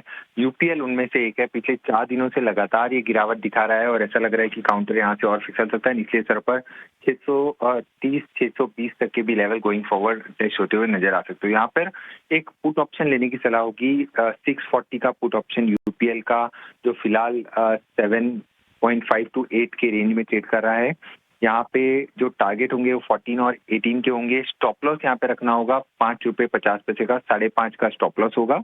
एंड 14 और 18 तक की अपसाइड यहाँ देखने को मिल सकती है। इन टर्म ऑफ रुपीज अगर हम रेंज देखें तो अप्रोक्सीमेट रेंज यहाँ पे 4,700 के आसपास है। रिवॉर्ड 12,200 के आसपास के बनते हुए नजर आ सकते हैं। तो ओवरऑल थोड़ी और गिरावट हम यहाँ पे एक्सपेक्ट करके चल रहे हैं, इसीलिए यहाँ पे यूपीएल का पुट ऑप्शन लेने की सलाह हो। यूपीएल का पुट ऑप्शन लेने की सलाह नीलेश जी की तरफ से। पुट ऑप्शन लेना यानी कि ये एंटिसिपेट करना कि शेयर थोड़ा और नीचे जाएगा, तो पुट खरीद के आप कमाई कर सकते हैं। 9 से 10 रुपए के भाव पर आपको ये पुट मिल जाएगा, 640 वाला, और लक्ष्य 14 से 18 रुपए का, स्टॉप लॉस 5.5 रुपए का, अधिकतम मुनाफा 12,200, अधिकतम नुकसान 4,700। तो एक आकर्षक यहाँ पर आपके लिए रिस्क रिवॉर्ड रेशो बन रहा है। और यूपीएल के शेयर को हमने देखा है कि करीब 685 के आसपास चला गया था, लेकिन वहाँ से गिरावट हम देख रहे हैं और 650 रुपए के भाव इसमें वापस से आ गए। लेकिन सेबी का जो रिस्क डिस्क्लोजर है, एक बार आप उसको याद रखिएगा कि एफएनओ में 100 में से 91 लोग अपने पैसे कमाते हैं और औसतन जो नुकसान होता है वो होता है 1 लाख रुपए का एफएनओ ट्रेडर्स को। तो ये हमेशा अपने दिमाग में ध्यान रखिए और स्टॉप लॉस लगा के ही आप ट्रेड कीजिए। नीलेश भाई, बहुत शुक्रिया आपका समय देने के लिए और ये बेहतरीन स्ट्रेटजी हमारे दर्शकों को बताने के लिए। लेकिन यूपीएल के बाद हम यू लेटर वाला एक और शेयर लेकर आएंगे और शेयर का नाम है UTI asset management company. UTI में हम देख रहे हैं कि 1250 रुपए के लेवल से एक बढ़िया अप मूव है। 1400 रुपए के ऊपर अब ये शेयर निकल गया है यूटीआई एएमसी का। इस पर हरीश जी आपका व्यू क्या है यूटीआई एएमसी? क्योंकि एएमसी स्टॉक्स में हम देख रहे हैं कि एक तो अगर हम फंडामेंटली बात करें तो माना ये जा रहा है कि रेगुलेशन यहाँ से ईज होंगे, सेबी कुछ आसानी देगी उनको कारोबार करने में, वैल्यूएशन कंफर्ट भी है और अपॉर्चुनिटी आगे काफी ज्यादा। ये तो फंडामेंटल्स कह रहे हैं। चार्ट बताइए यूटीआई एएमसी का कितना अच्छा लग रहा है आपको? जी बिल्कुल, आपने सही बताया कि एएमसी स्टॉक्स में देखा जाए तो एक शानदार रैली देखने मिल रहा है। एचडीएफसी एएमसी हो, यूटीआई एएमसी हो, मुझे लग रहा है कि यूटीआई एएमसी की बात करते हैं, देखिए प्रीवियस ऑल टाइम हाई के आसपास क्रॉस कर चुका है। अभी ऑल टाइम हाई पे ऑलमोस्ट ट्रेडिंग हो रहा है। मुझे लग रहा है कि जिस तरीके से एक वॉल्यूम के साथ ब्रेकआउट दिया है स्टॉक प्राइस, मतलब 1400 का रेजिस्टेंस जोन था उसके ऊपर आज ट्रेडिंग कर रहा है। मुझे लग रहा है कि क्लियरली एक ब्रेकआउट है स्टॉक में और एक राउंडिंग बॉटम का पैटर्न बन चुका है। तो मुझे लग रहा है कि यहाँ से एक बड़ा तेजी देखने मिल सकता है आगे भी जाके। और ऊपर की ओर मुझे लग रहा है कि ऊपर 1500 और 1550 के लेवल्स पे आगे जाके देखने मिल सकता है। अगर बाइंग किसी ने किया है तो होल्ड रखना चाहिए बिल्कुल, और किसी को फ्रेश बाइंग करना है तो मैं इस लेवल्स पे और थोड़ा डिप्स में भी बाइंग की सलाह दूंगा। क्योंकि अभी सपोर्ट की बात करते हैं तो मुझे लग रहा है कि नीचे में 1340 के अराउंड सपोर्ट जोन है, तो मुझे लग रहा है कि उसका स्टॉक के साथ बिल्कुल बाइंग कर सकते हैं और होल्ड कर सकते हैं। पोजिशनल बेसिस भी मुझे अच्छा लग रहा है स्टॉक में, और मुझे लग रहा है कि कंटिन्यूस होल्ड करना चाहिए स्टॉक को ऊपर 1500 और 1550 के लिए। 1500 से 1550 के टारगेट्स आ रहे हैं यूटीआई एएमसी से, और हमने जो 2 दिन पहले ही आपको बता दिया था कि ये सबसे सस्ता एएमसी स्टॉक है। सिर्फ 18 गुना पी पे जो है चल रहा है अपना FY27 के आंकड़े पर। बाकी सारे लिस्टेड प्लेयर्स जो है 25 से 35 के पी पे हैं। तो ऑफकोर्स यूटीआई एएमसी पे नज़र रखिएगा। टारगेट 15,1550 का है हरीश जी का, और स्टॉप लॉस 1340 का है। आदित्य जी, एक बार मेटल स्पेस पे आते हैं। वॉलेटिलिटी ज़रूर है लेकिन स्ट्रेंथ आ रही है। नाल्को का चार्ट एक बार डायरेक्टर साहब स्क्रीन पे लाते हैं। यहाँ पे अच्छी मोमेंटम आ रही है। स्टॉक लगभग 2% ऊपर है दिन के ट्रेड में। आदित्य, एक बार नाल्को की चार्ट देखें, ये क्या बता रहे हैं? एक पोजिशनल सेटअप आ रहा है 205-210 लेवल्स के लिए। उसके पहले 199 का एक हर्डल है शरद, जो कि इसका 200 डीएमए है और स्टॉक काफी समय से अपने 200 डीएमए के नीचे ट्रेड कर रहा है। इनफैक्ट जैन 2025 में इसने ब्रेक किया था अपने 200 डीएमए को, उसके नीचे ही ट्रेड कर रहा है स्टॉक। तो 199 के लेवल्स के लिए डेफिनेटली इसमें फ्रेश बाइंग करंट लेवल्स पे कर सकते हैं। और अगर ये 199 को ब्रेक करता है तो इसमें एक cup and handle pattern breakout भी आएगा। उस केस में स्टॉक 210 के लेवल्स को टेस्ट कर सकता है। तो बिल्डअप अच्छा है यहाँ पे। प्रीएम्प्ट कर सकते हैं एक ब्रेकआउट, तो करंट लेवल्स पे खरीदारी करे और 199 के ऊपर पोजीशन में और एडिशन करे। करंट लेवल्स पर अगर खरीदारी करते तो स्टॉप लॉस हमें 186 का लगाना है, पहला टारगेट 199, और अगर 199 के ऊपर सस्टेन कर जाता है स्टॉक तो 210 के टारगेट्स के लिए खरीदारी करे। उस केस में स्टॉप लॉसेस ट्रेड करते रहे। सेटअप अच्छा है, ब्रेकआउट का वेट कर रहा हूं मैं, मुझे लग रहा है आने वाले दिनों में इसमें शायद एक अच्छा ब्रेकआउट देखने मिले हमें। 199 सबसे पहला इंपॉर्टेंट लेवल है जहाँ पे 210 के टारगेट प्राइस आ सकते हैं, लेकिन करंटली ले तो 186 पे रहेगा। ऑफ कोर्स मेटल स्पेस में जो है एक कंसोलिडेशन जो है बहुत महीनों बाद जो है वो देखने मिला था। ये ट्रेंड हमने आपको एक हफ्ते पहले ही बता दिया था जहाँ पे मूवमेंट आया था। ऑफ कोर्स मेटल स्पेस के अलावा फार्मा स्पेस में भी देखें तो एक अच्छी तेज़ी आ रही है। एफएमसीजी तो अच्छा कर ही रहा था दिन के स्टार्ट में, लेकिन अब जो है जो कैचअप आ रहा है वो फार्मा स्पेस से देखने मिल रहा है। ग्लेनमार्क फार्मा तो एक साइड है ही, मैनकाइंड फार्मा ने भी हमने जो है बाई की जो कॉल हमारे टेक्निकल गेस्ट से पता चल गया, लेकिन ग्लैंड फार्मा, अजंता फार्मा, इन स्टॉक्स में भी जो एक अच्छी बाइंग अब आने लगी है। एक बार अजंता फार्मा की चार्ट लेके आते हैं डायरेक्टर साहब। अजंता फार्मा में देखिए एक अच्छी मोमेंटम आई है। तपन, ज़रा फार्मा की डेटा की बात करें तो ये last 3 months of course tariff के डर के मारे सारी कंपनीज़ ने जो है फॉरवर्ड बुकिंग करवाया रेवेन्यूज़ का, और ऑफ कोर्स उनके नंबर्स बहुत ज़्यादा दिख रहे थे क्योंकि अनिश्चितता आती है टैरिफ से फार्मा को लेकर। अभी तक भी कुछ अनाउंसमेंट मेजर नहीं आया है। ट्रंप ने कहा है कि 200% टैरिफ लगेगा, लेकिन ये 12 से 18 महीना में लगेगा। तो कितना इंडिया पे वैलिड पड़ेगा, कितना इंडियन प्लेयर्स को पड़ेगा, तो अभी भी अनिश्चितता बनी हुई है। लेकिन फार्मा एज अ स्पेस, खास करके अगर आप CDMO की बात करें या बात करें इस सेगमेंट में, तो यहाँ पे आपको कौन से स्टॉक्स एक्चुअली फंडामेंटली अच्छे लग रहे हैं डिस्पाइट ग्लोबल मैक्रो न्यूज़ जो भी आए? तो आपको कौन सा लगता है कि फंडामेंटल अच्छा पिक होना चाहिए फार्मा में तपन आपके लिए?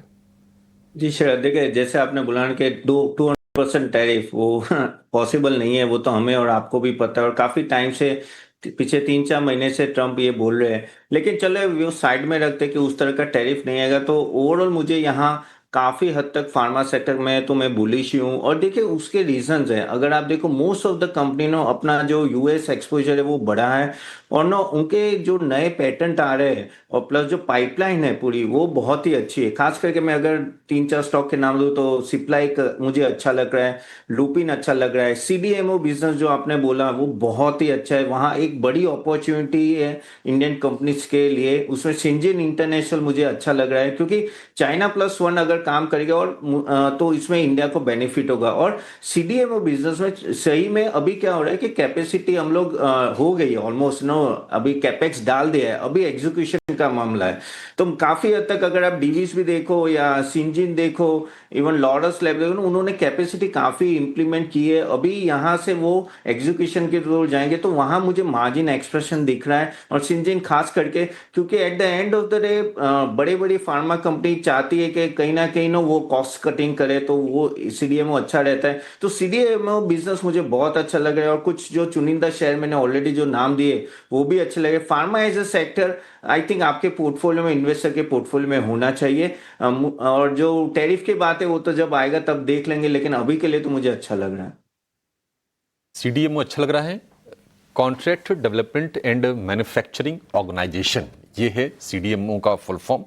और मतलब ये फार्मा स्पेस है, कॉन्ट्रैक्ट मैन्युफैक्चरिंग जो कंपनियां करती हैं वो इसके तहत आती हैं, और सबका कुछ न कुछ डिवीज़न होता है CDMO का। कुछ नाम लिए तपन जी ने। मार्केट हम देख रहे हैं कि निफ्टी बैंक के जो गेंस थे करीब 125 अंकों के आसपास के, वो फिजल आउट हो गए, थोड़े से वहाँ पर भी शांति है। 18-20 अंकों के आसपास की हल्की सी तेज़ी हमें देखने को मिल रही है। एक शेयर जहाँ पर मोमेंटम काफ़ी तगड़ा है आज के सत्र में वो है जिलेट इंडिया का। अब दिक्कत यह है कि इसमें पब्लिक फ्लोट ही बहुत कम है, पब्लिक फ्लोट मात्र 50-60 लाख शेयरों का है, इलिक्विड है, मतलब ट्रेड के लिए अवेलेबल जो शेयर है ना वो कम होते हैं, बायर्स कम खरीदते हैं, सेलर्स कम बेचते हैं, प्रॉब्लम ये है। अदरवाइज आप देखिए जिलेट का जो शेयर है करीब 10,000 रुपये के ऊपर का आपको दिखेगा इसका भाव। जिलेट, सीगल नहीं, जिलेट आप लेके आइए। जिलेट की बात करें, जिलेट इंडिया, और जिलेट में पिछले 2 महीने में अगर आप देखेंगे तो जो तेजी रही है जिलेट की वो रही है करीब 40% के आसपास की। प्रोड्यूसर साहब, जिलेट इंडिया की बात हो रही है, जिलेट का शेयर लेकर आइए। एक व्यू आपसे चाहिए तपन जी जिलेट के शेयर को लेकर। जिलेट हमने देखा था कि ऑपरेशनल अपडेट्स भी, इसके जो नतीजे पिछले आए थे वो अच्छे आए थे जिलेट के, और शेयर चला था अच्छे से। मई के निचले स्तर से तो तगड़ा रिटर्न है। क्या आपकी राय होगी इस पर? जिलेट इंडिया नो एक तरह से कहते हैं ना कि एक तरह से एफएमसीजी स्टॉक ही है, वन टाइप ऑफ। और नो जैसे आपने बोला काफी अच्छा रिजल्ट है, ऑलमोस्ट 13% का अगर आप देखो तो क्लाइंब हुआ था रेवेन्यू में। पैट बहुत अच्छा 60% से बढ़ा था। और जो मैनेजमेंट की कमेंट्री जो लग रही है ना वो भी ठीक ठाक है, उससे कोई प्रॉब्लम दिख नहीं रहा है। हाँ, उनके कुछ ऑपरेशनल एक्सपेंसेस कुछ बढ़ गए तो वहां उनको वो बोल रहे कि वो कंट्रोल में लाएंगे। लेकिन जो अभी के माहौल है और जिस तरह से एफएमसीजी और ये सेक्टर पूरा एज अ सेक्टर बढ़ रहा है, आई थिंक जिलेट एक तरह से ना स्टॉक है जो आप होल्ड कर सकते हो, क्योंकि नो एक टेलविंड लग रहा है इस सेक्टर में। तो जिलेट यहाँ से थोड़ा अभी भी मुझे लग रहा है क्वार्टरली रेवेन्यू ग्रोथ आगे जो बात करें वो काफी डबल डिजिट में रहेगी, वैसे मैनेजमेंट भी बोले। सो यहाँ से मुझे अभी तो होल्ड ही लग रहा है फॉर नियर टाइम। होल्ड की राय है जिलेट की। फ्लोट लो है, प्राइस ज़्यादा है। रिटेल के लिए ऑफ कोर्स यहाँ पे थोड़ी सी एक्सपोजर कम होती है, लेकिन देखिए 11,000 का स्टॉक है। थोड़े दिन पहले एमआरएफ बात कर रहे थे, मेरे और अभिषेक की भी बात हो रही थी कि 1.5 लाख का आंकड़ा जो छू लिया है। एक बार एमआरएफ का भी चार्ट डायरेक्टर साहब फायर करें। इंटरेस्टिंगली देखे आदित्य, वो 1 लाख का जर्नी था, एक समय हम डिस्कस कर रहे थे। अब देखिए ये जर्नी ऑलमोस्ट 1.5 लाख का हो गया। हालांकि आज थोड़ी सी करेक्शन ज़रूर है, बट एमआरएफ पे भी व्यू एक बार ले ही लेते हैं। ऑफकोर्स टायर स्टॉक्स में रिप्लेसमेंट डिमांड में जो है ऑफकोर्स थोड़ी मोमेंटम आ रही है। ब्रेंट क्रूड प्राइसेस गिरी है तो एक लैग इफेक्ट आता है, उसके कारण कंपनीज की मार्जिन्स बढ़ सकती हैं। तो इन स्वीट स्पॉट तो है। डायरेक्टर साहब एक बार दिखाइए 6 महीने का चार्ट एमआरएफ का। और आदित्य एक बार ज़रा देखें किस तरह टेक्निकल सेटअप एमआरएफ का आ रहा है। देखिए 6 महीने में तो 25% रिटर्न्स आए हैं इन्वेस्टर्स को। शरद, इनफैक्ट जैसा कि आप चार्ट पे भी देख सकते हैं 6 महीने में एक राउंडिंग बॉटम पैटर्न बनाया था स्टॉक ने और वहां से एक फ्रेश ब्रेकआउट देखने मिला हमें स्टॉक में। 1.5 लाख का आंकड़ा जैसा कि आपने कहा कुछ दिन पहले स्टॉक ने क्रॉस किया। थोड़ा कंसोलिडेशन कूल ऑफ देखने मिल रहा है, बट मुझे लग रहा है कि अगर आपके पास ऑलरेडी स्टॉक है, कोई इसमें दो राय नहीं है कि बने रहने चाहिए स्टॉक में। 1,80,000 का टारगेट यहाँ पे निकल कर आ रहा है एमआरएफ में। जैसा कि हम चर्चा भी कर रहे थे, ये सब स्टॉक्स ट्रेडिंग के लिए नहीं होते, ये आप खरीदे और अपने पोर्टफोलियो में ऐड करके रखिए, क्योंकि इसका वैल्यू भी इतना ज्यादा है स्टॉक का कि आप बहुत ज्यादा इसमें ट्रेड नहीं कर सकते। तो करंट लेवल्स पे भी अगर आपको लग रहा है कि आपके पास खरीदारी का आपको करना है स्टॉक में, तो करंट लेवल्स पे भी खरीदारी कर सकते हैं। अगर डिप आए इसमें तो डिप पे भी ऐड करें स्टॉक को। 1,80,000 का जो आंकड़ा मैं कह रहा हूँ, शायद वो जी बिल्कुल इसमें जो है बाय की राय आई है, बाय ऑन डिप्स की भी आई है। लेकिन चलिए हमारे जो है अब हमारे कमोडिटी शो की तरफ चलते हैं, लेकिन एक छोटा सा ब्रेक के बाद।